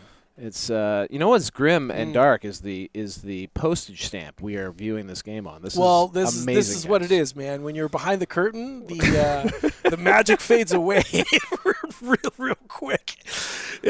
Welcome to my abode of nothing but wires and little tiny screens. But Actually, the wires are all labeled. I'm quite impressed. Well, you should be because it's an awful lot of work. I could have done this without my buddy Gaio, though. Gaio. You met Gaio. Yeah, that's Heck right. Yeah, man.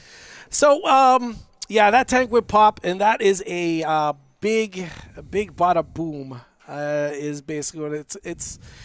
Unfortunately, losing that Land Raider was a little bit bigger. It's not that John was not expecting this Land Raider to die. Okay.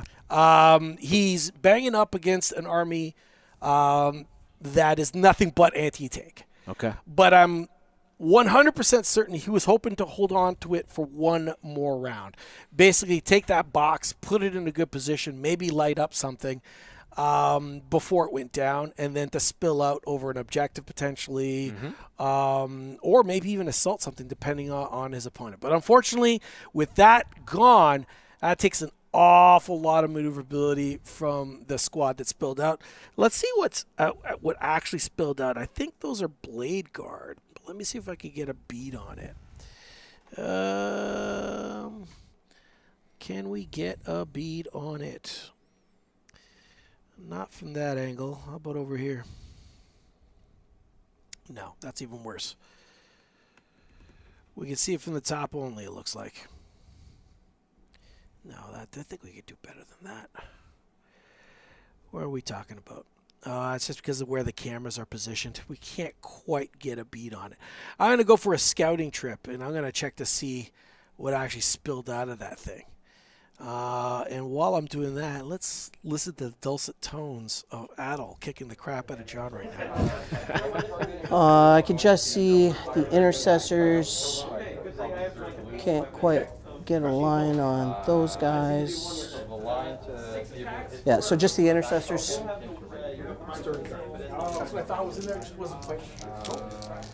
So here's 2 lasers on the intercessors at the back, hitting on 3s. I'll Lancer reroll that. Come on. 2s. I'll reroll that. 1 AP4 back there. 1 dead.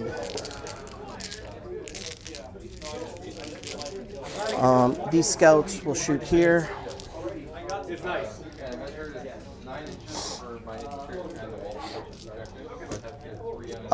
Here's a crack rocket first, so I think it's hitting on 4s. Strength 9, so 2s. AP2. 4 up.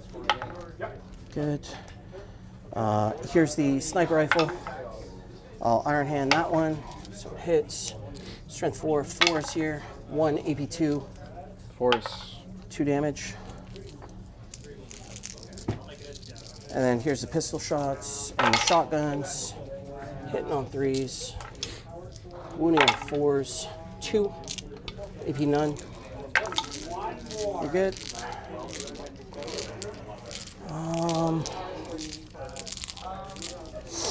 So that's them shot. All right, I found out what was in that little box, and that box had a unit of Stern Guard in it. Now, I don't know, you know what Stern Guard do there, Mr. Hef? Well, they're slightly shorter than a lot of their Primaris friends. Usually they shoot a lot. They have a fancy bolter. They do have Primaris versions of Stern Guard, but I think those are Primaris versions. Dang it, I'm already out of date. No, it's a little bit hard to tell because the actual Primaris, the Stern Guard are a mixture of armor. Okay. So you kind of have to see them beside the Primaris versions. But those guys are a unit that spit out devastating wounds is basically what it boils right down to.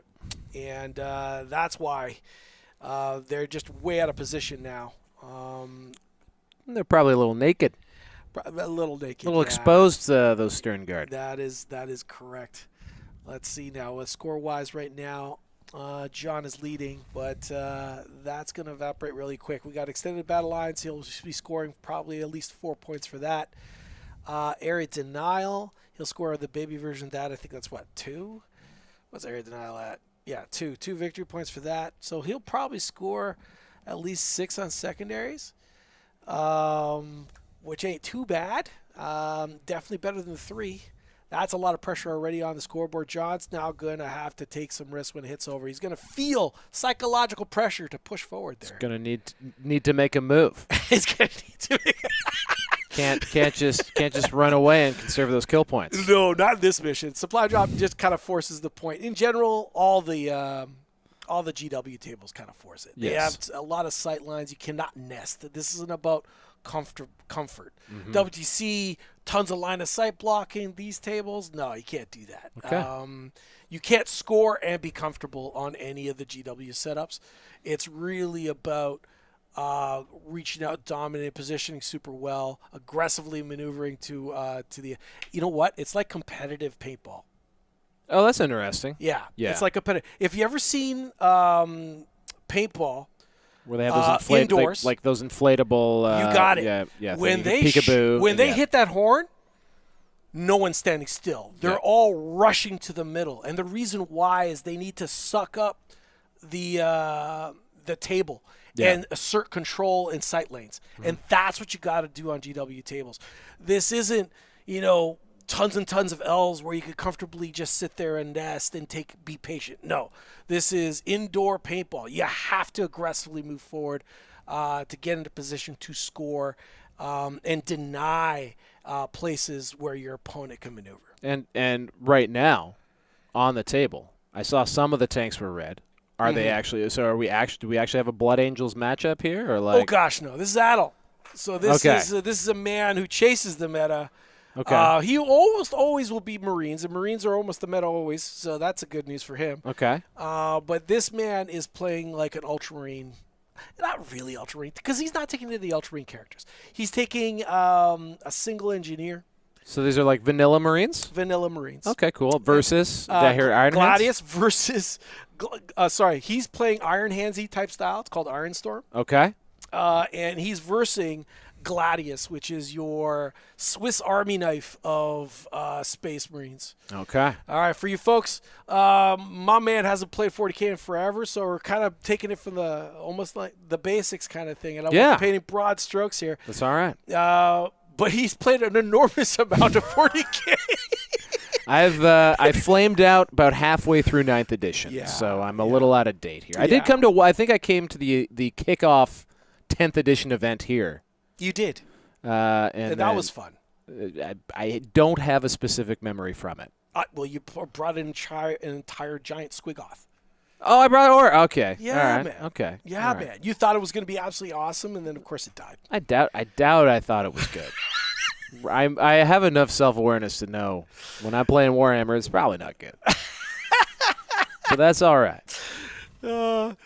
That's too funny. All right, that's us babbling now. Like there's a game happening apparently, so let's get back to the table. Significantly better shape.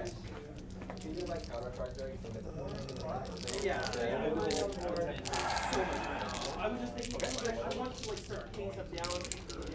going to switch the plasma out so it's not confusing. Okay. All right, I'll fight. I gotta consolidate.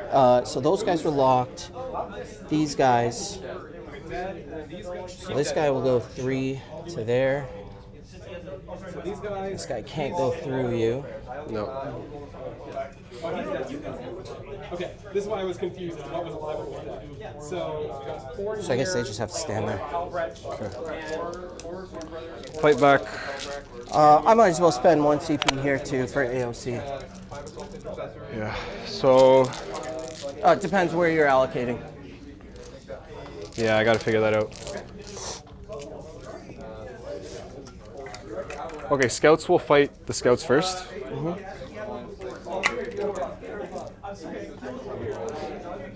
What's the profile again? 4 up, T4, strength 4. You have, I think, 2 attacks each. And then your sergeant, does he have a chainsword? No, right? Just a bolter? These models don't have a sword, so. Yeah. So it's going to be 10 attacks. 10 attacks, strength 4.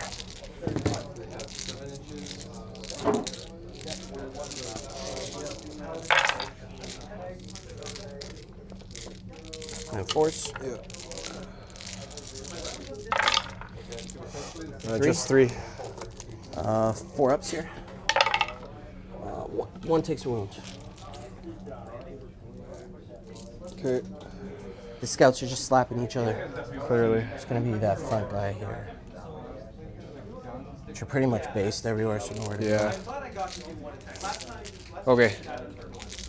Yeah. Intercessors will fight your Incursors. Okay.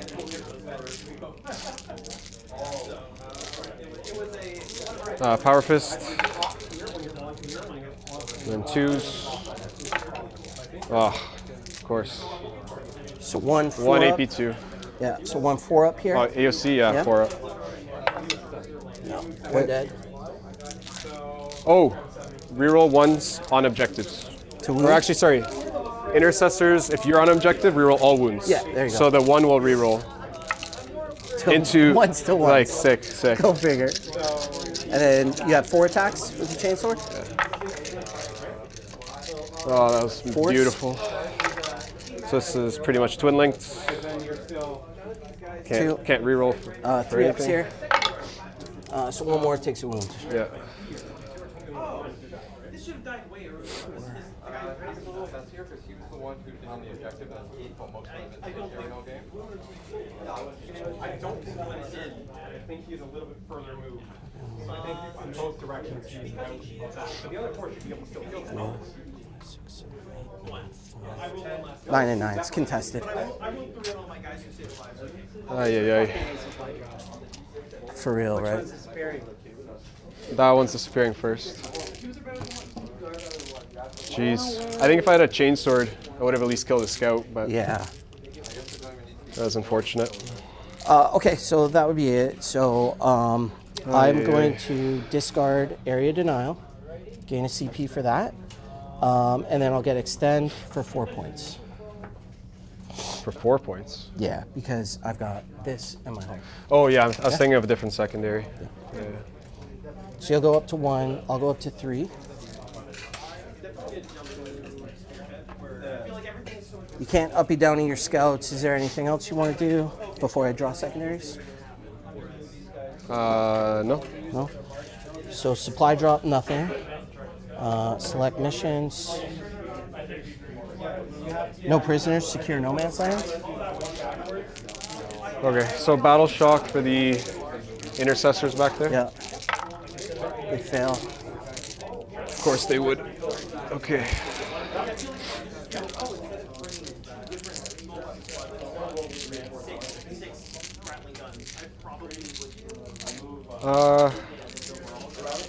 Let's see.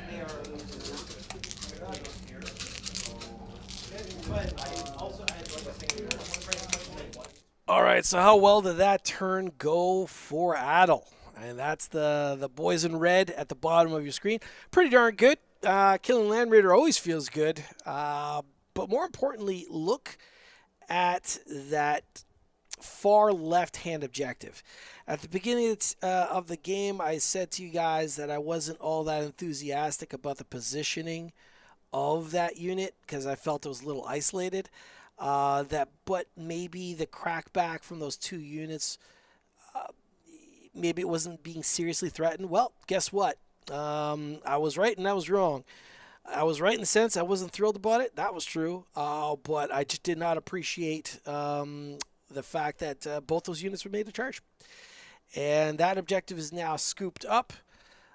Those intercessors are probably going to die. He could try to bail out, of course, but that's not going to really matter too much.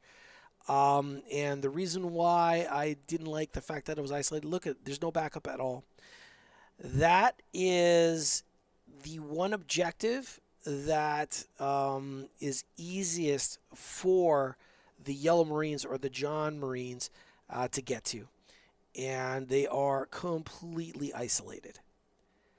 Completely isolated. So trying to deny that primary is going to be super, super hard. And now if we go to the far right of your screen, we'll see that there's a Ballistus Dreadnought parked on the other one. Now, that Ballistus doesn't have a massive OC, but it is controlling it. And if John wants to come and do something about it, go ahead. That Ballistus will going to hang out. It's going to... I think it's going to hang just fine.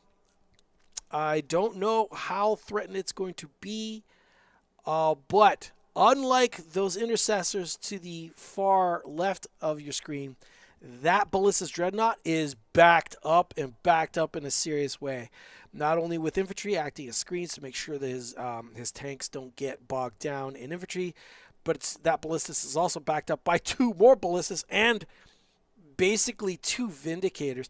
Anything that rocks on that objective, if it doesn't, well, if it stays out in the open, it's just going to get absolutely annihilated.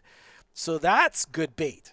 The definition of good bait is putting something in risk, but being backed up. The definition of bad bait is putting up risk without backing it up. And that these little increments in 40K is the exchange rates. This is like economics, right? It doesn't sound like a 3% growth is all that big of a big deal, or a 3% decline is a big deal, but this is a big deal. 40K is built on this type of stuff. And if you get a 3% return on your investment, well, it's going to pay massive dividends at the end of the game. So that's the problem that John is facing. He's got to swing and swing hard. He's going to start deleting. He's got to try to start deleting things, but his opponent is not offering up much at all.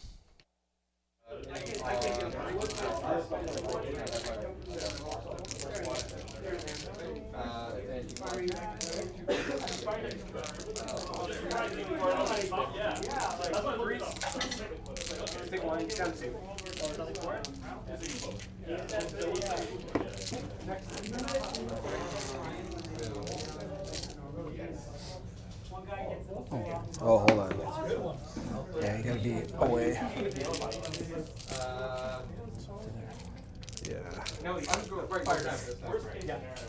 Saltaire was my alternative there. Yeah. I don't think his hull fits. So. Okay, yeah, that changes things. Might be back here. Then I don't think you have life. So in there. That kill bullets. Pile in. Okay. Just gonna jump there.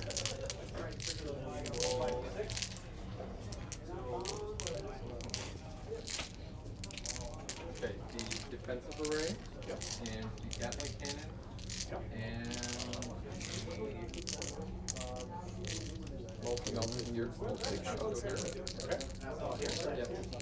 Roll those, and then the rest of the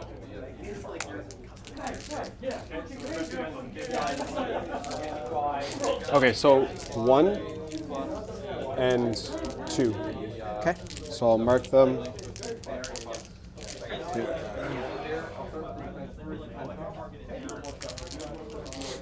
All right, so then, cool. For doctrines, we'll do advance and shoot. And then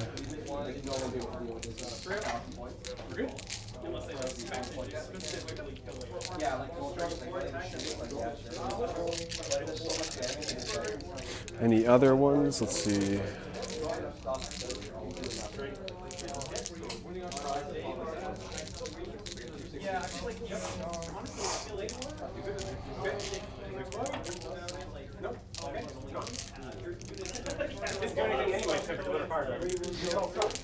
Okay, yeah, we're good.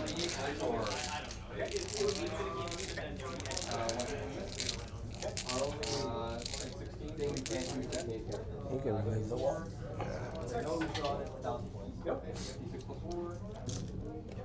So we can measure what the charge will be.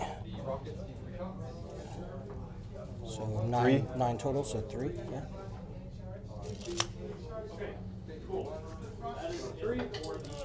There's the 6. Okay.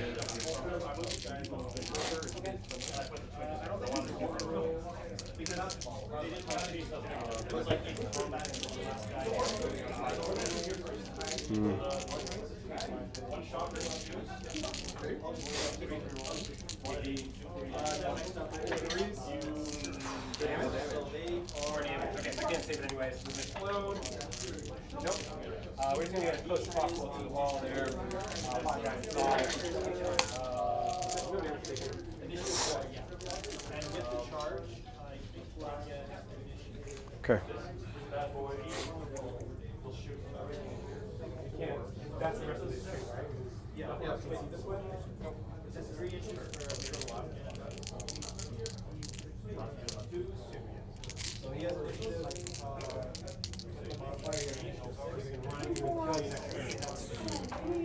oh, would be the dream. Yeah. Oh.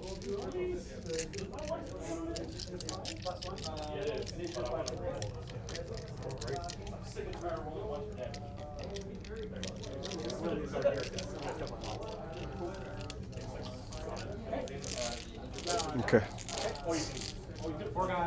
Yeah, I gotta keep it in coherency, so I gotta keep this guy here. Oh, so it's 3 guys then. One can see. So yeah, so it's undermounted. Oh, okay. Okay.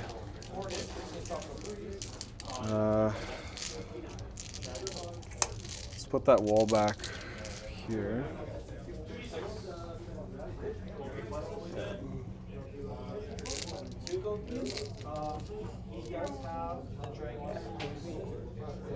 There's the wall.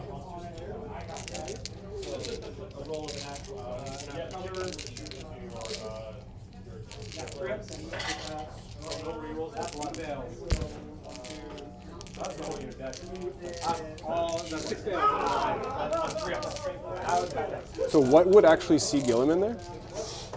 I'd have to be this angle to see that sword, or behind from like this angle.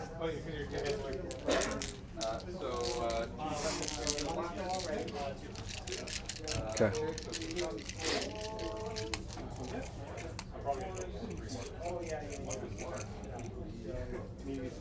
So what? It was behind and where else? From there, right? Here. Oh yeah, from here for sure. Well- but like here, right? Because like his sword is right there, so it would be like that line.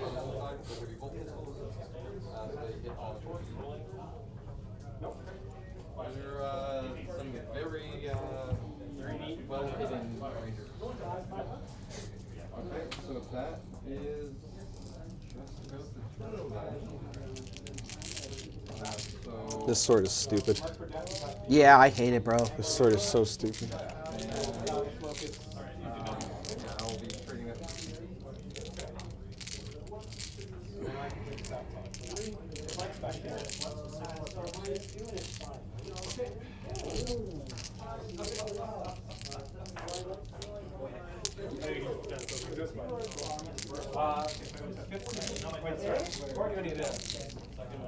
Pick up my bikes, run my bikes. Okay, so this would. So then it would be this.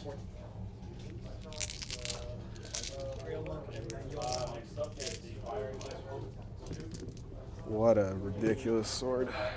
I know, man. I know. So it'll be that one. Yeah. Okay, well, lone op, so then essentially just that guy and maybe one guy here. Now, maybe move him back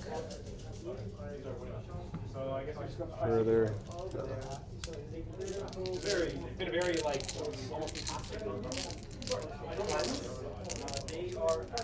something target. Okay. Cool. So, captain. The one you don't currently hold at very least. Then you need 5 points for their list.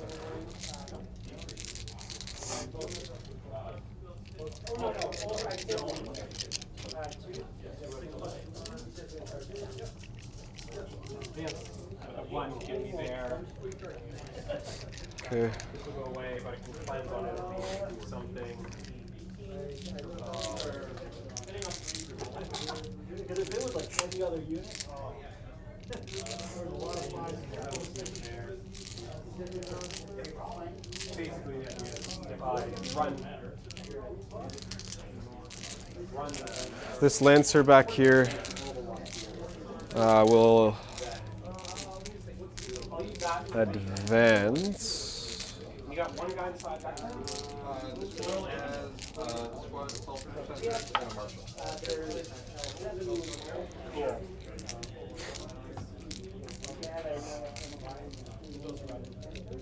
I'd really like to kill that, but I don't know if I can get there fast enough for all the damage that I do.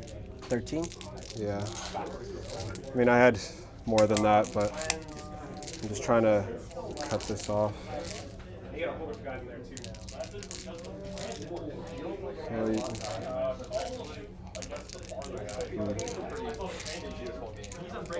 Yeah, we both been pretty cagey. Whatever.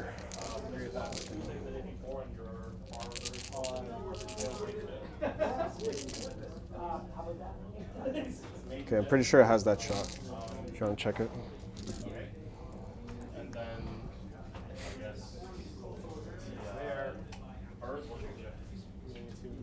I need to figure out where I'm using my tokens. It's clipping here. Because that Yep. make a lot of decisions. Okay. If I didn't have this battery attached to it, it should be charged now, right? This Lancer might as well advance. Doesn't really matter. So you need a token, party there. Something here. Yeah,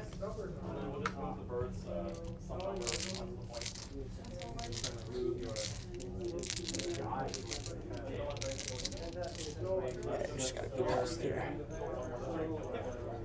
then we're gonna shoot. Yeah.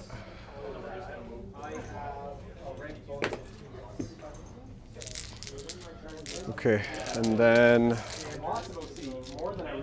intercessors. The question is, what do I need to move away? They'll advance. Go faster. 2. I'm 1 deep strike.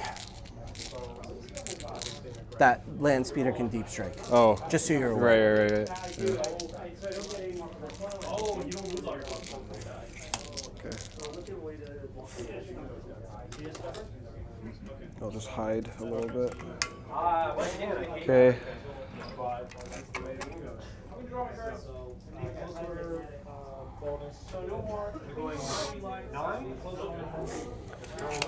Do I fall back with them?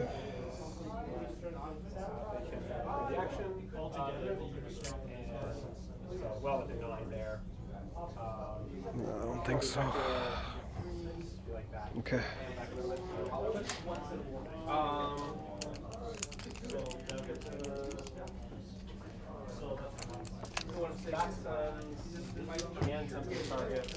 All right.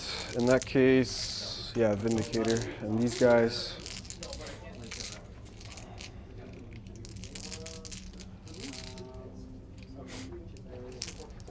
Yellow will get out of their transport.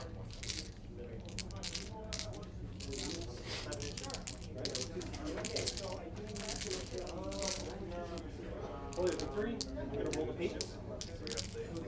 3. 4. 6 there. Your 2 friends with me.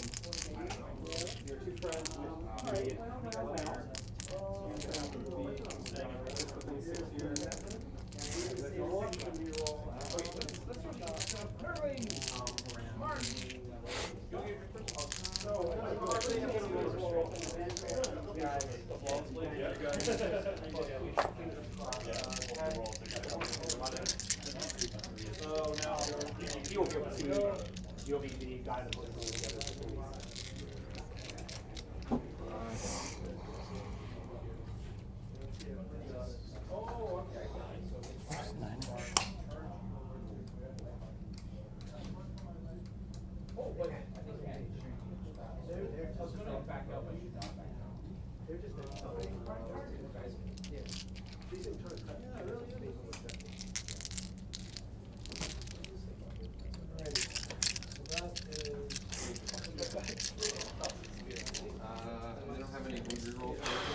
Odds both of them die are low for the intercessors. And then I can shoot you, but that won't do very much. They have +1, but no way to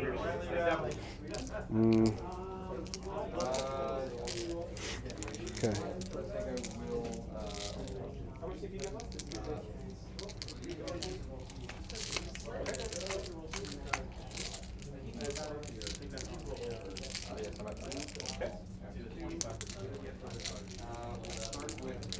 So we both have 9 OC currently, right? You're battle shocked. Oh yeah, I don't have OC anyways. Well, You have these guys. oh yeah, on your turn it won't matter anyways. On your turn, you'll still be battle shocked. On my turn, you'll still be battle That's shocked. what I mean. Yeah. Okay. All right, so then, no. They're gonna chill, okay. All right, so shooting, we'll do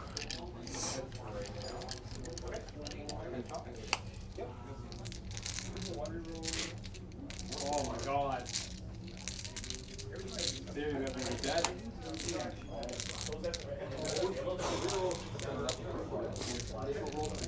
the Incursors, or like 2 of them, will shoot that. And then 3 will shoot these guys. Okay. All right. Val, what do you think? What do you think of this game, Val? I know you've been locked on this little tiny screen this whole entire time. We have not been just chatting about random stuff in the background. That's definitely did not happen. So I am noticing one of the red boxes has gone to the top of the screen. Is that? So to add to the confusion, sir, That's not his red box. That red Vindicator is actually John's Vindicator. It's John's Vindicator. Belongs to the Yellow Marines. That's right. Yes. Just to add a little Not layer. noticing a lot of yellow in what you keep calling the Yellow Marines. Well, there's some yellow. I mean, what I see is his vision, and John wants eventually his whole army to be all yellow, but he also needs to have his army painted because he wants to join some team events. I see. So he dared not. He bought that thing painted. He's going to leave it painted because it still counts as painted. I am noticing 3 different colors in his tanks. Hey. But that's Now okay. You're That's being okay. a little nitpicky. It's his love of Black Templar and Imperial Fist. Shades of the 2020 Las Vegas Open. Boring models. Yes, the Rainbow Marine era. Yes, no, it's pretty interesting. I'm noticing some Yellow Marines peeking around, and you did mention that What are we oopsing? Well, you'll see it in a few seconds, but it looks like we had a little gremlin blank the screen. Oh, for us. I see. Okay. Well, I do remember the bottom right objective there. You were concerned about the OC, which I do believe is objective control. Yes, it value. is. Oh, that look at this guy. That large dreadnought whose name I have not yet learned. A Ballistus. A Ballistus. Yes, sir. Now, do they have arms? Ballistus? Their arms are nothing but guns. Remember guns. the old They're guns, Dark guys. Angel? Yeah. Classic The all Dark Angel. the all shooty one. Yeah. Missile launcher on one side and laser Or cannons it on the was other. 4 autocannons.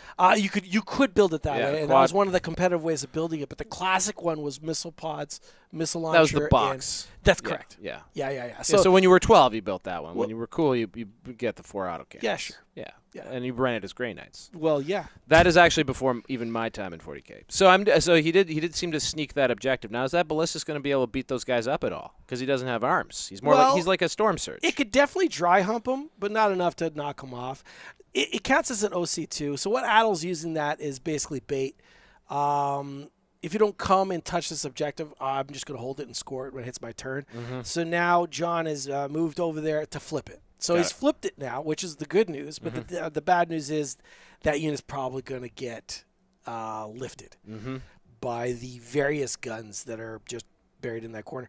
Right now, from my perspective, all that infantry in the center is just going to get lifted. It's going to get nuked. Yeah, so where are John's points? So he controls currently right now the primary at the top of your screen, and that is it. Is that reflected? I don't know if they actually did primary. It doesn't look like they've adjusted. I have to go check to see if they actually scored primary on John's turn right now. This is supply drop. Is this the only objective they could control? Is No Man's? The player whose turn it is scores the following VP for each objective marker in No Man's. Yeah, so No Man's is the only thing that controls. So right now, John is kind of hooped. Yeah, he's in a bit of a jam. He's in a bit of a jam, and right now he's kind of lashing out. I'm not enthusiastic about what he's currently doing. Because although those units are probably going to lift the unit of scouts or whatever the heck is that, it's probably Incursors actually. It's not. They're not going to really touch much of anything. The best news he's got is he lifts those Incursors and then consolidates into the Ballistus. Okay. Which is okay. And then that Ballistus is going to fall back, and every single one of those infantry units are going to die. Just nuke them. Yeah, to Vindicators. Yeah. It's just an enormous amount of guns is basically it. So unless I'm missing something. I don't know. Maybe. Is there not, I'm not sure what the technical term of it is these days, but is there not an Uno reverse card now in 40K? Can he hit the panic button and go for the emergency objective? Isn't there a catch-up mechanic? Well, this the secret break glass objective. So currently right now, catch-up mechanics have been removed. Oh, okay. So the great experiment, which is known as the Challenger cards. Didn't they just put them back into AOS? They did. No, put them back into 40K, you mean. There is no catch-up mechanic. The catch-up mechanic in Age of Sigmar is the priorities, rolling for priority. Well, there's that, but I thought there was also like a...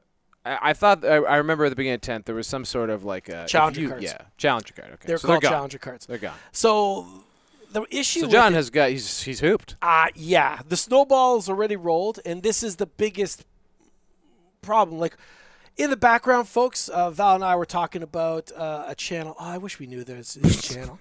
God dang it. Anyway, it was a game designer that left Games Workshop, and he was talking about the basic design principles. And one of them was called Death Spiral.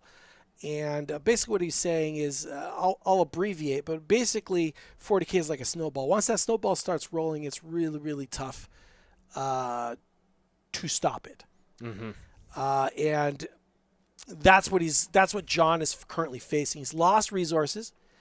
His opponent is applying pressure on the scoreboard. Even though the score isn't huge, psychologically he feels really out of position, so he's taking more risks to get back into this game. It appears that the channel is called SPGD. SPGD? SPGD. Not what I would have called the channel, but there it is. Smart guy, young fella, phenomenal understanding of game mechanics. Highly recommend you guys check it out. Maybe we'll put a link in the description of this said stream. But anyway, he talks about it, and yeah, that's what John is currently in right now. Basically, he is in a death spiral, and he's trying to get the heck out of it. And honestly, when your back is against the wall, you do have to take more risks. You gotta go for it. You gotta go for the gusto. I just don't see how this risk really pays off. Mm-hmm. Well, I'll tell you how it pays off for me. What's that? Unlike John, I'm just gonna leave. Yes. So this is a small little window. We got Uncle Hef for like 30 minutes, folks. Hopefully you enjoyed his presence and his piercing. My insights are incredible. Maybe one time I think at your last Old World RTT, you did do a stream, or you didn't, or are you still chickened out? Did you? Well, we're gonna use the words chickened out. The thing is, I have a certain quality measure, and part of it is I really want, when I'm commenting, I like commenting live. I like the rawness of live content. If you're an idiot, you are an idiot in real time. Great. And that is how I like to live. I like my audacity. I like to wear it on my sleeve, on my arm. Okay. I want to express how stupid I am. Well, why don't I'll swing by. I'll swing by in an afternoon, and we should just do a live stream game. Absolutely. I can teach you how to old world it. I don't know about me playing, but we definitely. Why wouldn't you play? Because I like commenting. You know why? You know why I don't play on my own show? Seriously, it's because I want to platform customers. That's it. That's what a nice guy. Well, whatever, man. I already got a store. Already on this stream. I got these lovely folks listening. He's got a really nice tiny, back room. tiny audience, and I appreciate all of you. If you haven't subscribed yet, please do so. Actually, see my great horror. I must be subscribed. Yeah, you must be. You haven't seen a single video yet, you son of a. No, I'm subbed. That's probably like your first sub. Probably. Yeah. Well, just based on likability, I guess. Well, I mean, I am an angel investor of this stream, for the record. You are indeed. You have could have gotten the stream off without you. To be fair, you couldn't have gotten this stream. You'd have a few fewer cameras, although you've swapped out a number of them. Yeah. You have a better PTZ controller. That's really nice. Yeah, that's pretty sweet. Yeah, but yes, Val actually helped me out of my initial. I borrowed cameras. Val used to do a ton of streaming in his past. My skin is crawling. Oh man, we are just looking. We're ignoring this game right now. These folks are here to watch this finals, and we're waxing up on PTZ cameras. And I'm not going to lie to you, everybody. The audio board that Lionel uses is the same one that I had, and it's, your recommendation. It's giving me PTSD just looking at it. Yeah, fair enough. Fair enough. It's time for me to hit that dusty trail. Thank you for having me, Lionel. Thanks for coming out, pal. All right, folks, we're gonna get these mics live on the other end, see what these guys got to say. But long story short, John's in a tough spot. These are crazy. Okay, I think Stormbolter's out of range, so Gilliman will shoot. Yeah.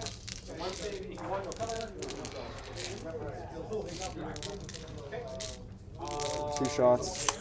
2 shots? Yeah. 2.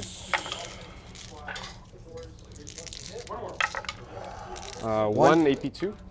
AP2 goes to AP1, so I'm on a 4-up save here. Ooh. Come on. Stay alive. Yes! Okay.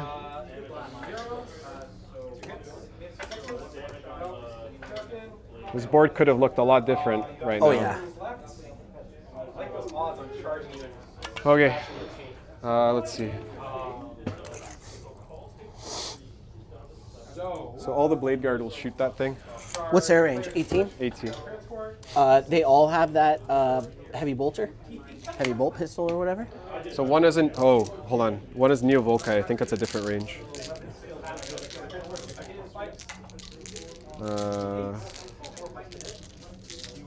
12-inch on that one? I don't know. 12, yeah. Okay, so the Neo Volkai will go in front. Okay. into the Incursors.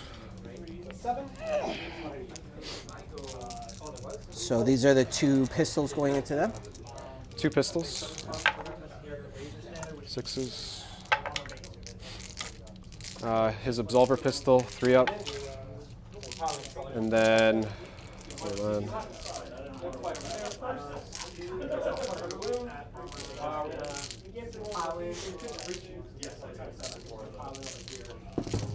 Sixes. AP1. Isn't it a dev? It's not. AP1 on these guys? No, no. This is the Judiciaire still shooting over there. Oh. Goddamn Judiciaire. You gotta feel some. You gotta feel something here, man. He's a heavy bolt pistol as well? It's an 18-inch. So I have cover. So I'm on a 3 up. Yes! Bro. This is tilting. That's the last one, right? Nobody else can shoot me. Please stop shooting me. This is so tilting. Okay. GPIs will shoot the Ballistus. You got it.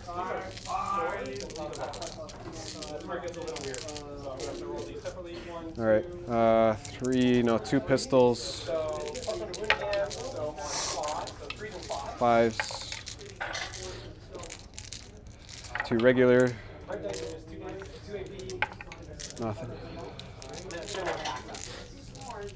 Okay.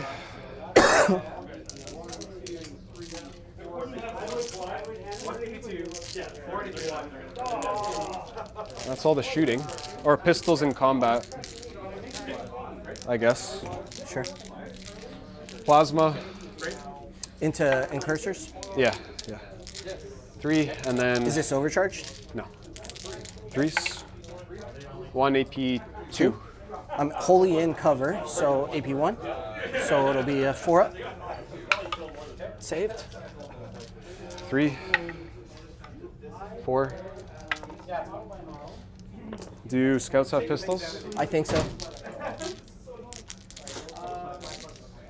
Yeah. Are they're shooting at The scouts. the scouts?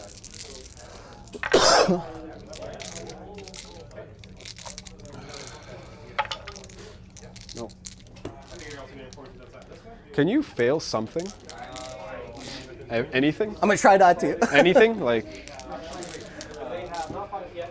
I don't know how that tank's alive.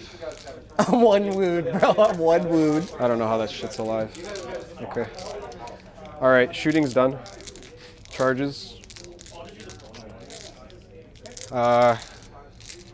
So JPIs charge. Actually, Incursors will charge your Incursors.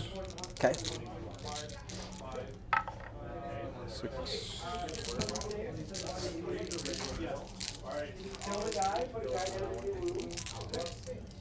I think I just misplayed the Land Raider completely, to be honest. They might have lost the game for me.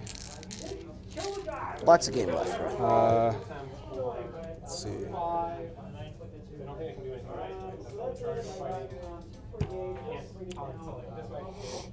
So he'll go here, and I think he'll be within 3 there.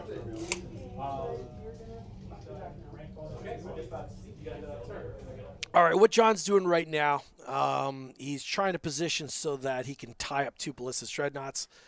I mean, that consolidation will work for sure, but he's also got some guys on the objective that in a pinch he can use for an assault as well.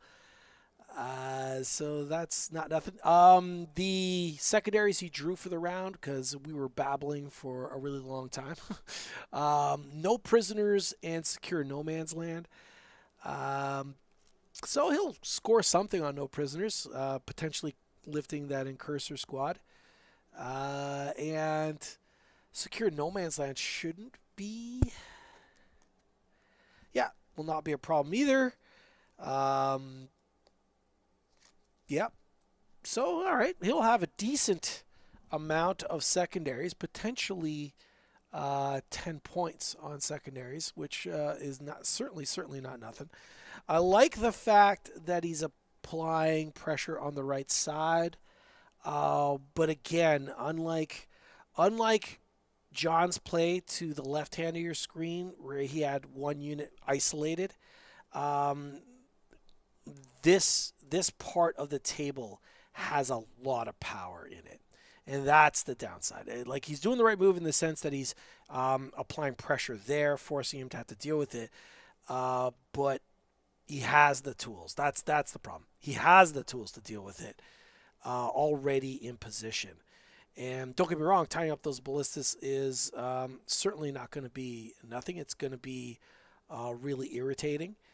But those two Vindicators are going to make quick work of those infantry squads. And that is the truth of the matter. There's also a Gladiator. What the hell's the one with all the machine guns? What the heck is it called again? It'll come to me. But anyway, that's a whole whack ton of anti-infantry as well. So anything caught out in the open there, that tank will absolutely shred. Currently right now, when this turn does click over, almost assuredly the Atal or the Red Marines are going to score on primary on the objective to the far left of your screen. So, yeah.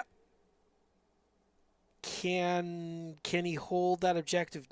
Sorry, can John hold that objective to the far right of his screen? I do not believe he will be able to do that, but he is forcing his opponent to have to do something about it. But that's in exchange for more resources. And currently right now, he's down points. And the exchange, and what I mean by that, what he's going to potentially do this turn might not be enough. Losing a Land Raider and lifting an Incursor squad is not the exchange he was looking for. And that's the problem. This is going to be tough. Okay. I'm going to chuck my mine at your blade guard. Sure. And then I guess you could chuck yours. So 2 up. Oh, come on, these stupid mines. It's okay, you've saved your tanks. I think that's more important. I guess, fair trade.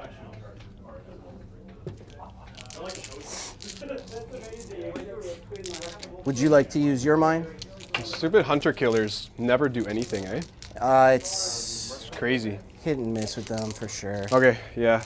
Mine into your tank there, or the walker. Yay! None of the mines work. That's hilarious. Okay, we have no more mines on the table. They all rolled ones. That's crazy. You have your impact mortals, though. Yeah. 1. Down to 11. Okay. Incursors will fight.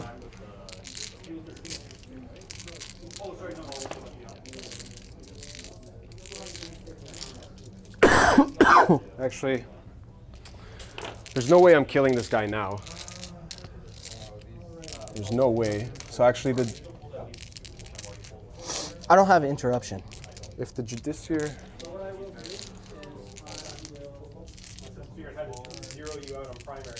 So that guy's within 4. So I could pile into him. Okay. If these guys wipe. So, yeah, I'll do Judiciary into Incursors. Okay. The Blade Guard into him. Yep. And then... Yeah. We'll fight those first. And reroll once to hit for the unit. Oh, yeah, from the thing? Got it. So what's first? Judiciary.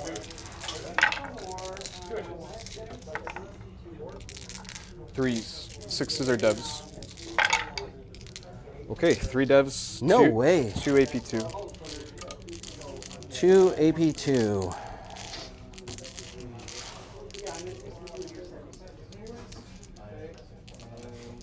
AP2, 5 ups, right?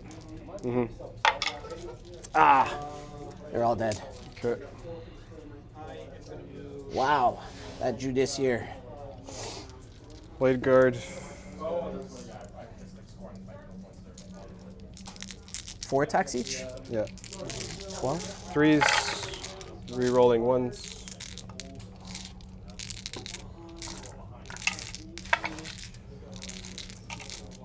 I really needed that CP.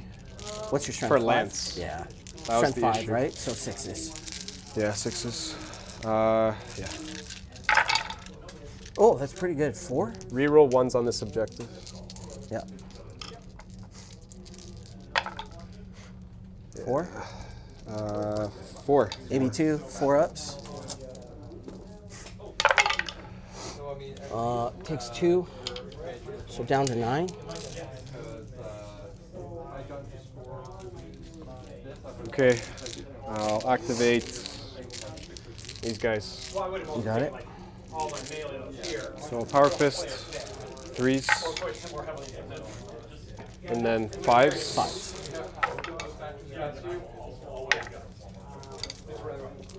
1, 2, 3. Yep. That's good.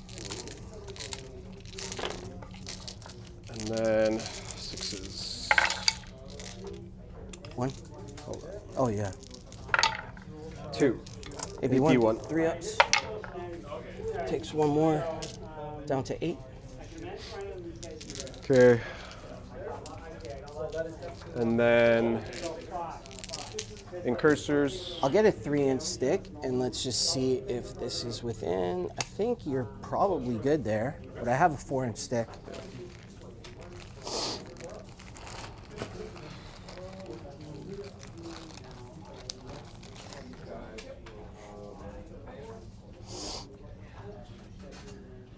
Yep, you're in.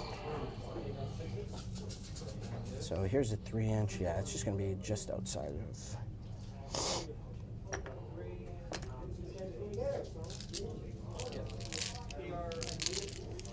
Okay, so the 2 guys will fight. Yep.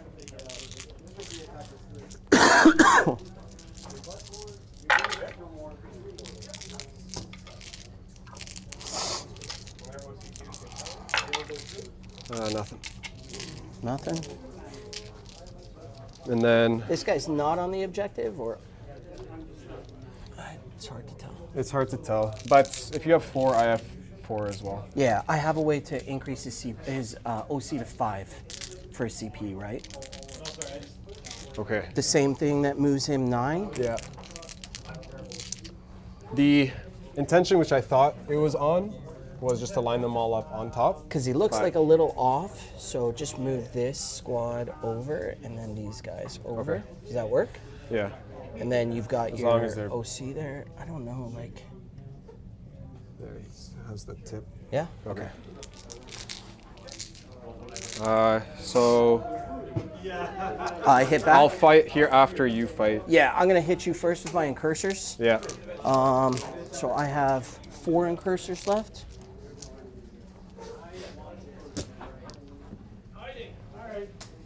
So, first thing, grenade. All right, so I'm hitting you here on 3s.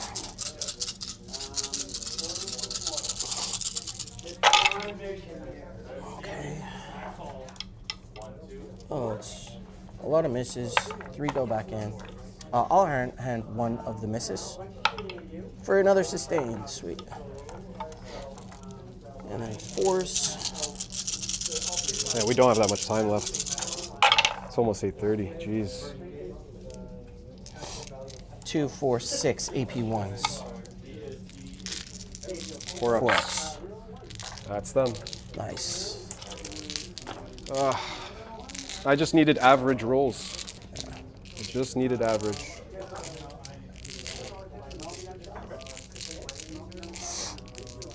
What would you like to hit me with now?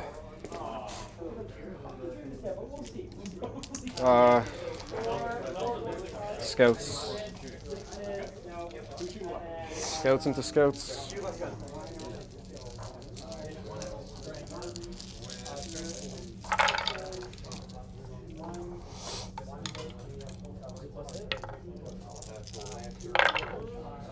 Three. AP0, right? Yeah. 4 ups. Take one. So one I think guy's- one was on a wound. Yeah, it was One this guy. was on a, yeah.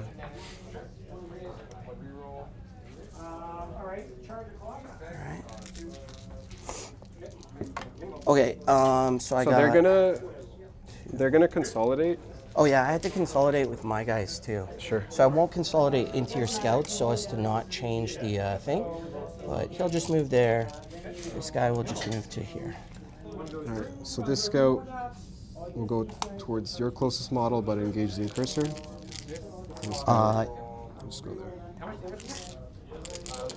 Because that was closest model, so he based them. Yeah, I could have consolidated this guy that way, but I didn't now, so we'll leave it as that. So that's fine. Okay. That sucks. Okay, so my scout's back. Your scouts fight.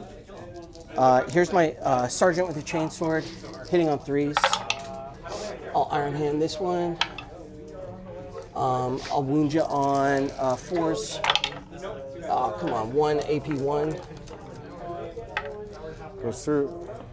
And then I got 3 left. 3s. 4s. 3. So kill one and put another on a wound.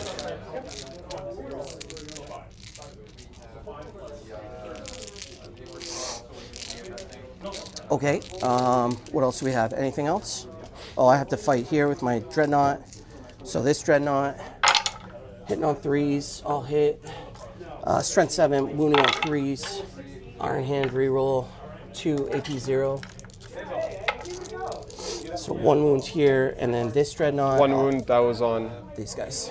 Oh, yeah. And then this Dreadnought fighting into the JPIs. I'll Iron Hand 1. Come on, buddy. 3s. 1.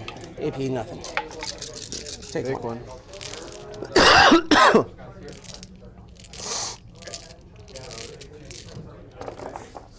Good to go? Yeah.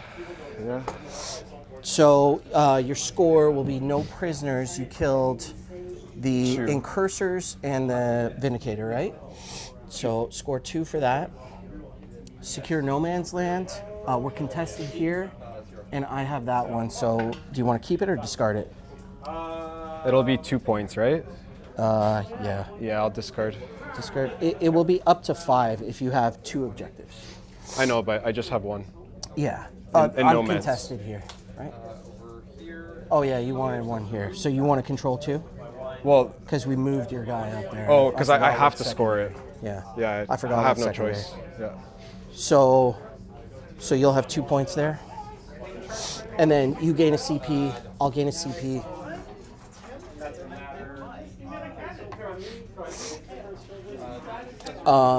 My mission. So for supply drop, I'll have that objective there for 1 in no man's. My missions: assassination and attempting target. Where would you like to tempt me?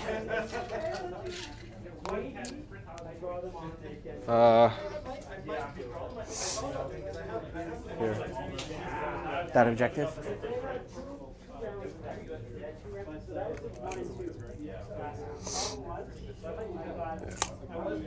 That one? Okay. My O target. Shoot that there.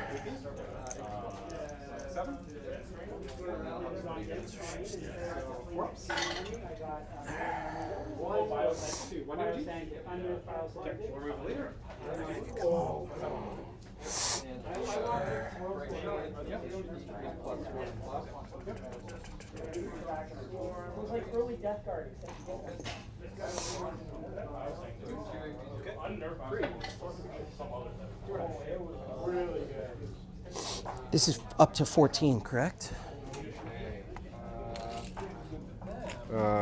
What is? 14. The deployment.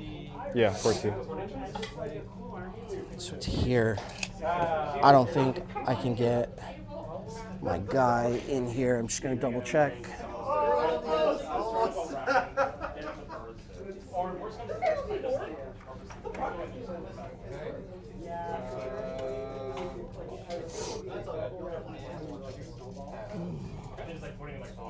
No. Well, this guy might. I'll just place him. You can see. It's over. It's over because of this part? Because of the first part, yeah. Yeah, okay. I think even the middle hit, like, pop. Cool. Yeah. No problem.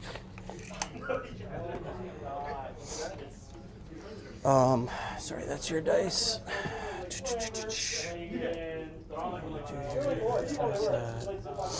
So this guy will have fallback and shoot.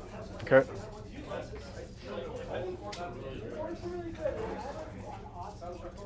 Over here, the intercessors will purge your fire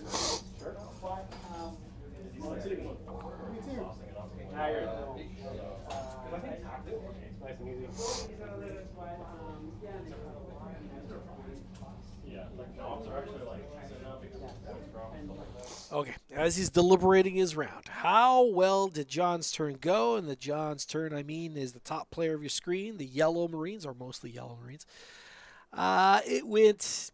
It's just tough, is basically what it boils right down to it.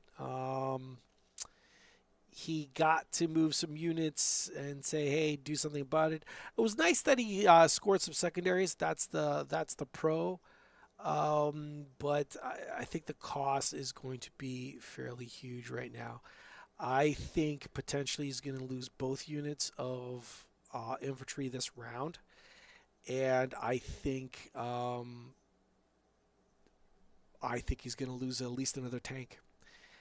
If this round right now, he loses both units of infantry, the Vindicator. To add to the confusion, the red Vindicator actually belongs to the Yellow Marines at the top of your screen. If he loses that Vindicator and the Lancer there, plus those 2 units of infantry, I think we will hit a talk-out phase. I think it'll be pretty much game. I believe that is well within the capability for him to do so. Spending that CP on that Ballistus to fall back and shoot, that Ballistus is not going to be firing at that infantry. It's going to fall back and shoot the Lancer at the top of your screen almost assuredly, as will the other Lancer on the far left of your screen. That Lancer, that Gladiator Reaper is going to just wash out that unit of Blade Guard potentially. I think that's there. And if that doesn't do it, the Vindicator backing it up definitely will. It's just overarching arcs of fire, basically. He's got an enormous amount of redundancy there. Potentially he could have 2 tanks and both units of infantry drop this round. And like I said, I think at that point, when it clicks over to round 3, I think that'll be game. Heck, it might even be game if he loses both those units, unit infantry and a Lancer. Because maybe the Vindicator that's at the top of your screen might be a little awkward for him to get to. But I mean, losing those resources right there would already be huge in and of itself. We are at the bottom of round 2. The Red Marines, or Atal's Marines, have already scored primary. They will probably reassert their dominance on the objective to the far right of your screen, folks. If that happens, the only thing in position to do something about it now would be Robbie G, who is buried, huddled in a ruin right now, wondering what the heck happened, is what he's figuring out right now. If Robbie G pops his head out, it's going to get blown off. This is just super, super tough. The reason why he's measuring line of sight from that building to that Lancer is his detachment has a vehicle can move through a ruin. type of stratagem. So he'll have 2 Lancers burying their laser destroyers into that 1 Lancer. We should see that light up.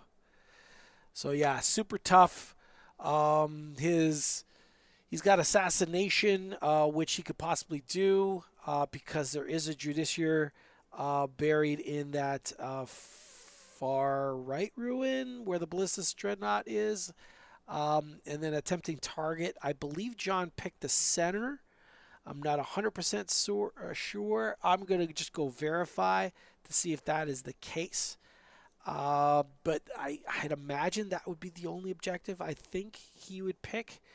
If it's all bad choices, you might as well pick one that exposes your opponent the most. I know it's the one I would have picked. I imagine that's the one John picked, so I'm just going to go confirm that right now. We don't have too much time. Yeah. I don't think the gap is big enough. I can, so I'll just mark spots. The tempting target was This one. The that one. yeah. Because you have to be outside an inch. Well, I'm within an inch when I start, right? So if I come But over movement has to be outside of an inch. and then I finish my move. Like you have to disengage, All right. and then you don't pass it inside of an inch. Okay. All right, I was wrong. It was not the middle objective. It was actually the one on the far right.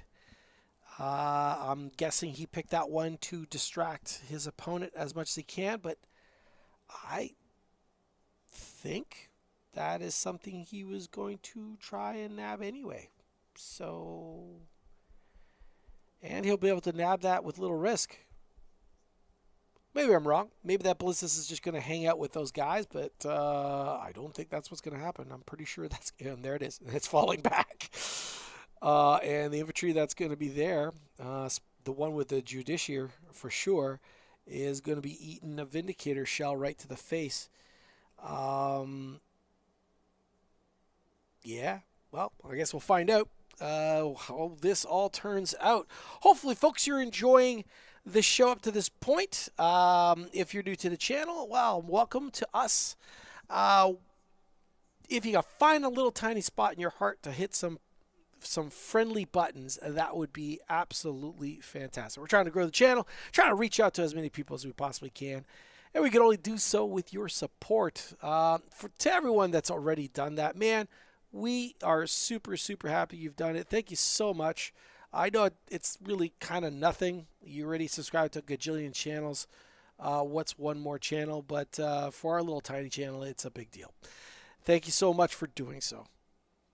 So I'm going to come back 2 inches to back of the base to here. Yep. Like that.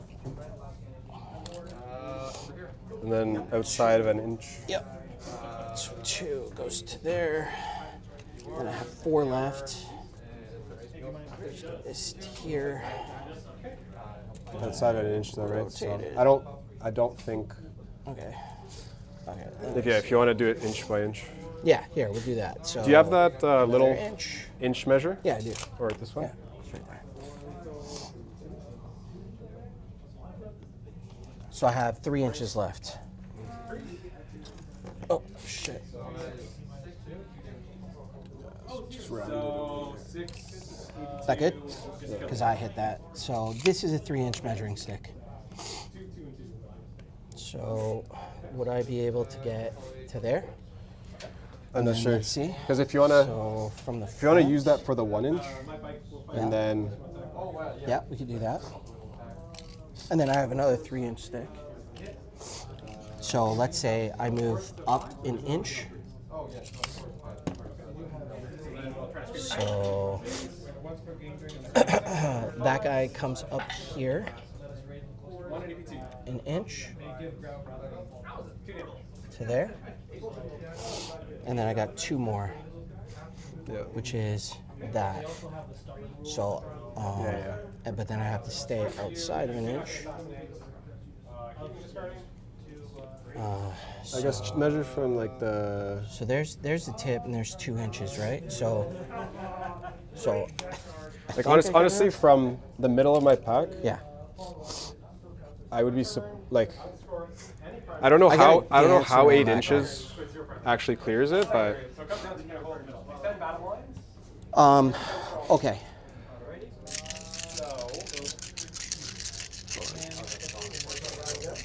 Okay. do you have a spare Dreadnought? Let's just do this. Let's just roll it. All right, for a desperate. Is that fair? Because then I could just walk over you, and we don't have that conversation. It's up to you. Yeah? It's up to you. I'll just desperate it. I really hope he doesn't die here. Let's go, baby. It's okay. Just move. Oh, now I have to spend a CP. I think you can just do the normal move. Okay, so now I've just. Can I do the normal move? It's up to you. Like I'm just desperating. Just do the normal. Just do the normal. Forget it. Do you think I could get here? I do not believe you could reroll a desperate escape, just so you know. You can. And now it is kill these 2 units and switch off everything in the middle. And based on what I'm seeing, Like, John's correct. Like you couldn't. Can't get around? No problem. yeah. So we'll do that. Okay. I'm down a CP. And so I've just desperated. So 8 inches. I'll come to back here through your guys. Yeah, yeah. The other one was turn 2. The other one is not a. That was a very quick thing. Keep him They there. didn't know, like, oh, there's points for points. No, this is not a 8 wounds. All right. This guy has fall back and shoot. I can't come through here, we're saying. Yeah, the question is how do I kill? Like he literally had like I was trying to help him find options and there was like no options. Like I don't know like where to go. Yeah. Like his only option was to bang out a friggin' 10-inch charge. And if he did it, then he lost. He would lose by less. You're lone up here, right? With like technical movement. Yeah. Can't get to him.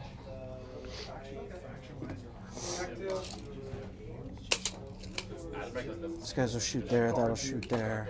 I think these guys.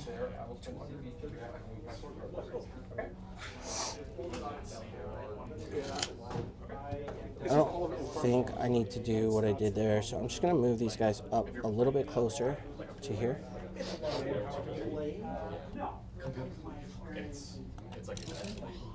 Still 24. Stop rolling sixes. Too many Very different. I'll see you next week. Yeah, we'll play again next week. Just so I have small arms fire here, and then I can shoot that. I'm going to See you later. Hopefully, yeah, this week I'm Shoving everything to the middle would also here. play on the street. I'll do that. No. Yeah, I will actually. Oh, I'm like super busy because we have Atlanta and we have There. so Atlanta's you're like the last week. Yeah, that makes sense.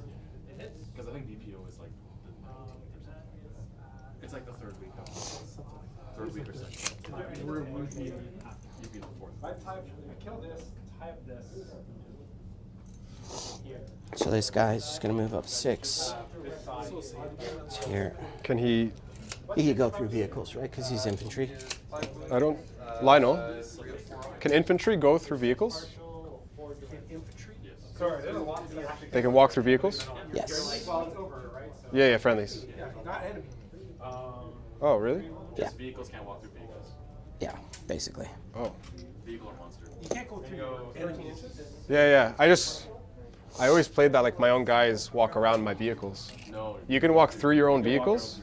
Yeah. Holy, Your okay. own vehicles can't just walk through your own other vehicles. Yeah, yeah. Interesting. But infantry can walk through anything. Yeah, right now I'm experiencing this. Okay, I'll bring this Vindicator here 9 inches away from you. Oh, please get it before. That guy can shoot there. That guy can shoot there. Just gonna come over 10. Those points will definitely help me.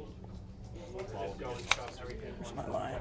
Because I think it gets second. I think grenade.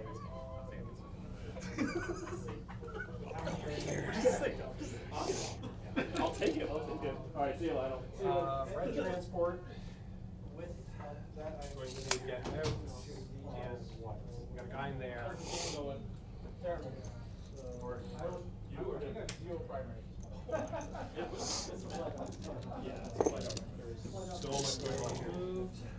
you have any more deep strike? No. This guy's gonna come like here. Should to stay 9 inches from Gilliman. Some space to play with. So that's there, and that's there.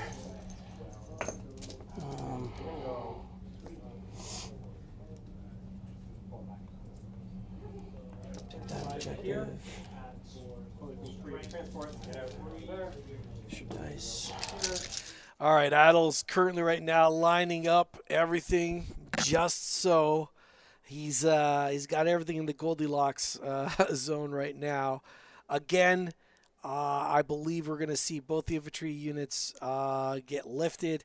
If that happens, he'll score assassination because there is a Judiciary buried in those infantry at the bottom quarter, so bottom right corner of your screen in the ruins. There's a Judiciary in there.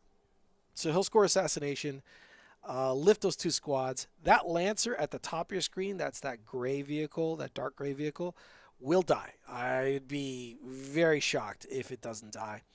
And there is actually another really good chance that we'll also see a Vindicator go as well. Again, folks, if we see both those vehicles and both those infantry units lifted, I do not think there is going to be much game left or much gas in the tank at that point. Andrew Russ, welcome to the chat. He's saying he heard Jason in the back. That's right. I was talking to Jason. He was just completing a game in the shop. He was playing Brian from The Other Guys, another really cool YouTube channel. And yeah, they're just talking about the game. He's aiming. He's got goals, and his goals is to become best Sisters player in Canada. That's right. We got some competitive people in the area. Lots of competitive people in the area. We're absolutely blessed that way. And they're all just really, really good people as well. I'm sure you've heard of Scary. And if you haven't, well, go check out his channel, Scaredcast. Awesome guy on a really big personal journey of trying to become #1 in ITC, and holy cow, that is a goal, especially with Drukhari. And Drukhari are not the best army in 40K.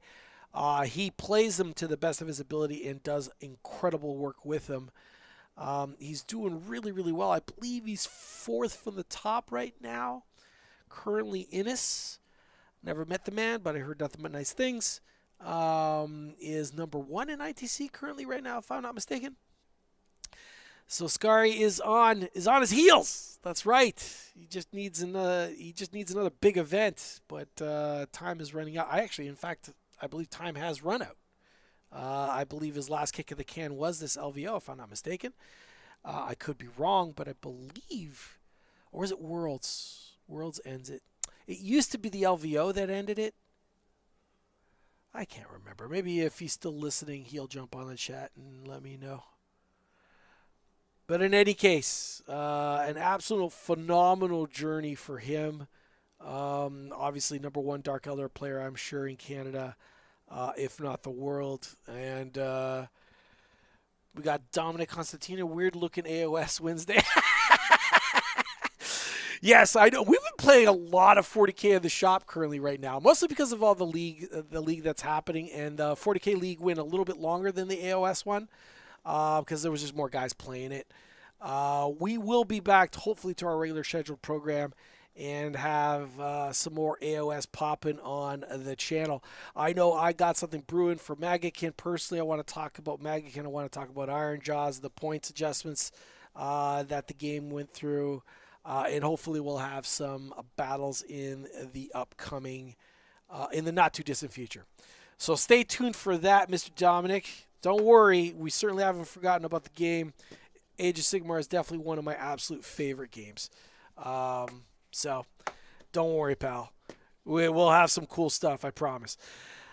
Back to this game. Let's see what happens. Does both units of infantry and the tanks get lit up this round? What do you guys think? And reroll. Come on, baby. Get this. Yes. Wounds on 2s because you're oath. So 2 at AP 4. You have cover, so still 6s. It's done. Damage is going to kill it. This is so much challenge. All right, the small arm shots, so 2d6 blast, but there's no blast, so 8 shots. And then I'll put in the other 6, same profile thing. I haven't used a reroll yet, so hitting on 3s. I'll Lancer reroll and Iron Hand reroll. Wounding you on 4s here.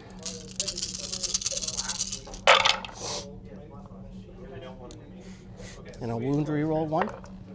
So it's going to be 4, 5, 6, 6. AP 0. Kill another. Oh man, why are they not dying? Fuck. Okay. It's okay, the rest of my army is dying. The scouts apparently can live. Okay, so the lasers from this Vindicator. Actually, I'll fire this guy first. So Reaper into here. 12 shots, hitting on 3s.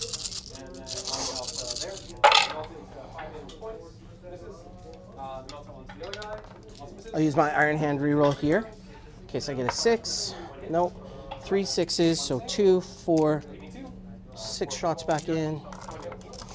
I'm strength 6, so I wound you on 3s. 6s are dev, twin linked. 1, 2, 3. I'm going fishing. Ooh. Devs, 3s wound, 1 drop, so 4, 5, 6, 7, 8. 8 saves at AP 0. Oof. 1.5, 2, 3, 4, 5. That'll kill it on the assault cannon.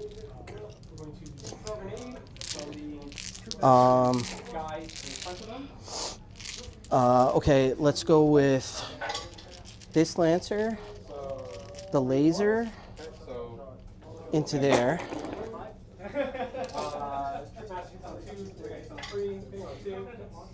So I'm not sure how this works. I have line of sight to this guy, 24 to the unit here. Can I fire the rockets there? I'm not sure.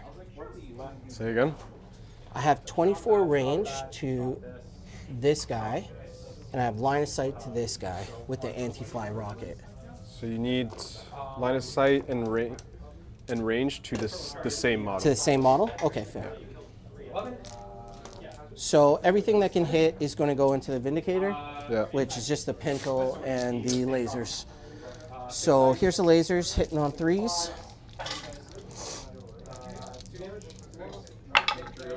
Two hits. Wounding you on 3s. So 2 at AP 4. So AP 3, so 5 ups. Oh no, you didn't. Damn, I should have stripped cover from that guy first. Why didn't I shoot that guy first? Darn. 3 shots with the gun. Which the stubber? Stubber, yeah, I haven't re-rolled yet, so that'll. And then 1, I have a wound re-roll, so 1, AP 0. You save it. Okay, so this guy's gonna shoot there now. Why didn't I strip the cover first? At least one of them would have gone through. So that guy's shooting 3 Melta. Oh. So 3 hits. Strength 9, so 5s. Iron Hand, 1 AP 4.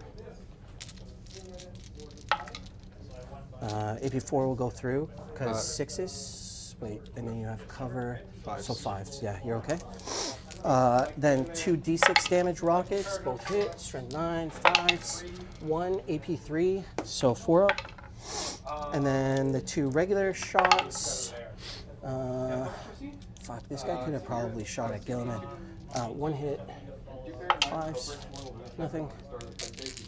Okay, I strip his cover now like an idiot. Let's go here. This Vindicator will fire at the Blade Guard guys. Yeah, he'll shoot at the Blade Guard. I'll use the Hunter Killer as well. So Blade Guard hitting on 2s because he's blessed. 5 plus 3.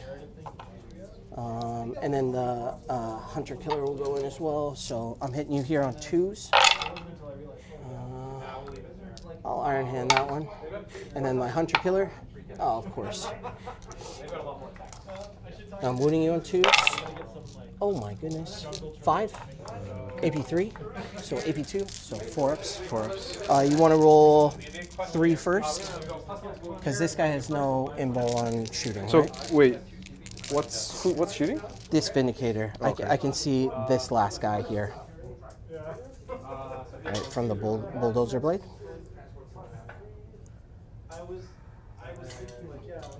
I lined him up to see that guy. Yeah. Okay. 4 ups. Yeah. 2. So fail 2. What's the damage? First one. Dead. 2 dead.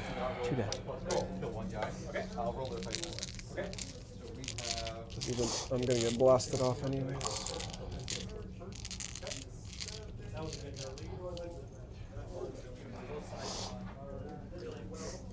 Okay, so this Ballistus, I can't see that guy anymore, so the Ballistus will shoot at these guys. 2 lasers. Reroll because you're above half. 2s. 1 AP3. 5. Is that save or go through? 5 up. AP3 On the Bleed Guard? on these guys. Oh, AP2, 3 ups. So 5 saves? So 5s, yeah. I reroll because you're above half.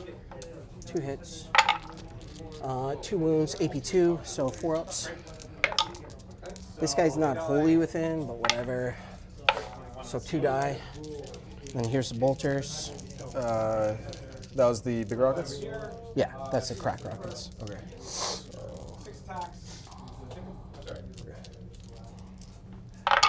Bolters. I reroll.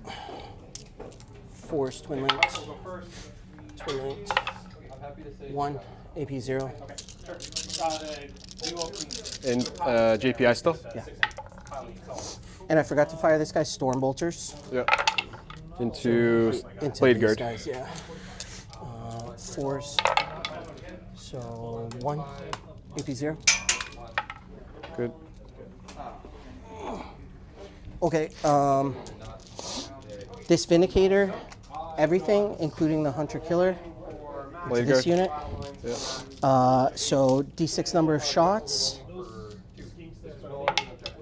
2 for 5. 5.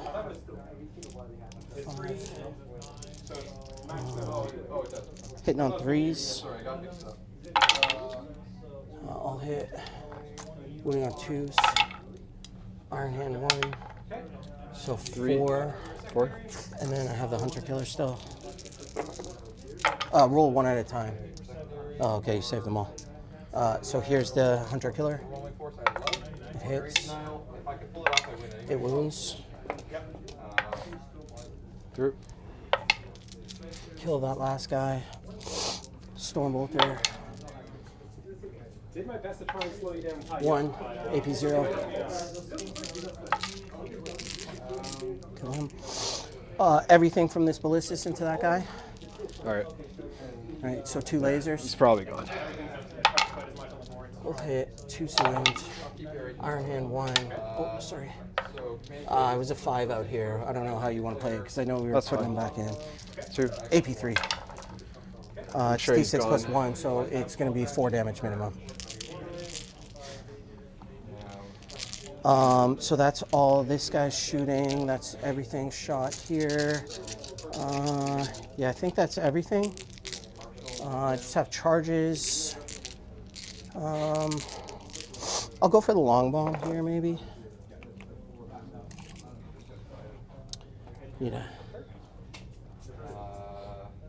Just within. So I need a 9 here. 6. Nope. And then this guy came in 9 inches away, I think. Well, I'm just not even gonna. Let's see if I get double 6 or something. Oh my god. Do I even want to do that? Yeah, no, not really. I don't even want to do that. I'm not even going to charge him. Forget it. So I'll just call that at the turn. So I'll get a tempting target because he's OC4. Mm-hmm. And then I'll get assassination for killing your character. Yep. And then we'll go to your turn. I'll gain a CP. You'll gain a CP. You're on no objectives. Your missions, area denial, and extend battle lines. Do you want to battle shock these guys? They're good. And then your scout is good.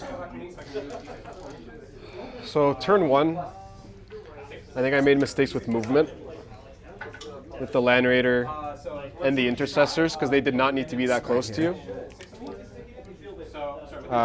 The shooting, honestly, some of the rolls were kind of crazy.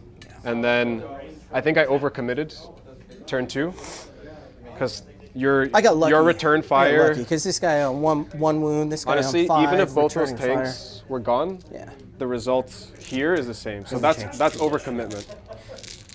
So that's, yeah, I think just the Incursors should have went up, charged that guy, auto-seed. Who cares about the damage? Just sit there, fight for the and the rest is safe. Yeah, like there's no coming back. This is half. Yeah, half my army. Like you could kill one thing with that, you could kill one thing with this, but then I have so much more to put into you. Like you can't contest this. The JPIs could kill like a unit, but probably not 2. And then I've got these guys here that can advance and shoot or come up and shoot or charge. They have a power fist, plus the Lancer, plus this Lancer. I mean, it's going to be hard. Like, you could clear this, you could clear this, but there's a lot of your army's gone right now, right? Yeah. And I've been playing cagey, right? So as soon as you step out to contest either of these objectives, I'm going to shoot you. Yeah, the first 2 turns were just disastrous, so. At least we won't go overtime.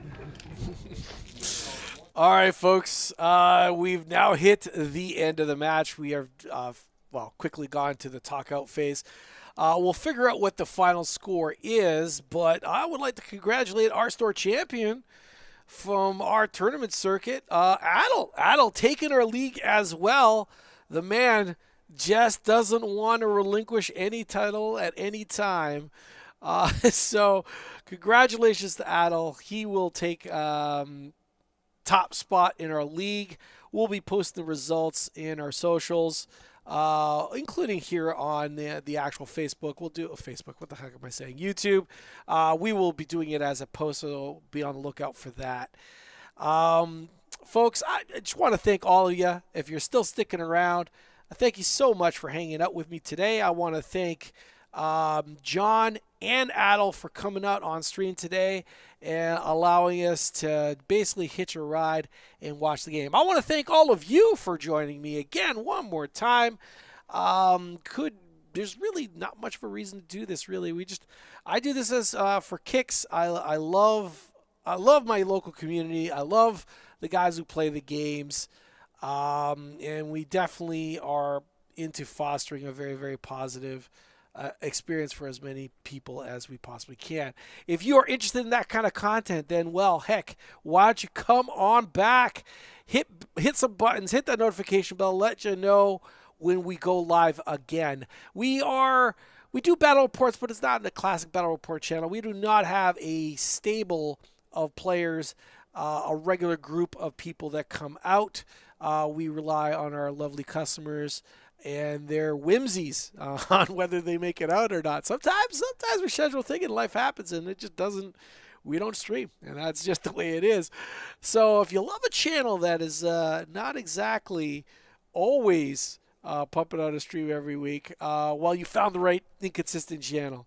That's right. Amongst all the other inconsistent channels, we are the most, well, maybe not the most inconsistent. I think we do okay. We're not terrible. We also stream our tournaments, and we got an AOS tournament kicking off November 8th, so that'll be an all-day affair. So look out for that. And, of course, we have our next 40K tournament that I think we're going to drop in November as well. So look out for that as well. All right, that's enough babbling on my part. Guys, have a tremendous evening, morning, or afternoon, wherever you are in the world, and hopefully we'll see you next time. There's no need to shoot them. I don't want to give you an opportunity to move. So they will turn off the charge speed.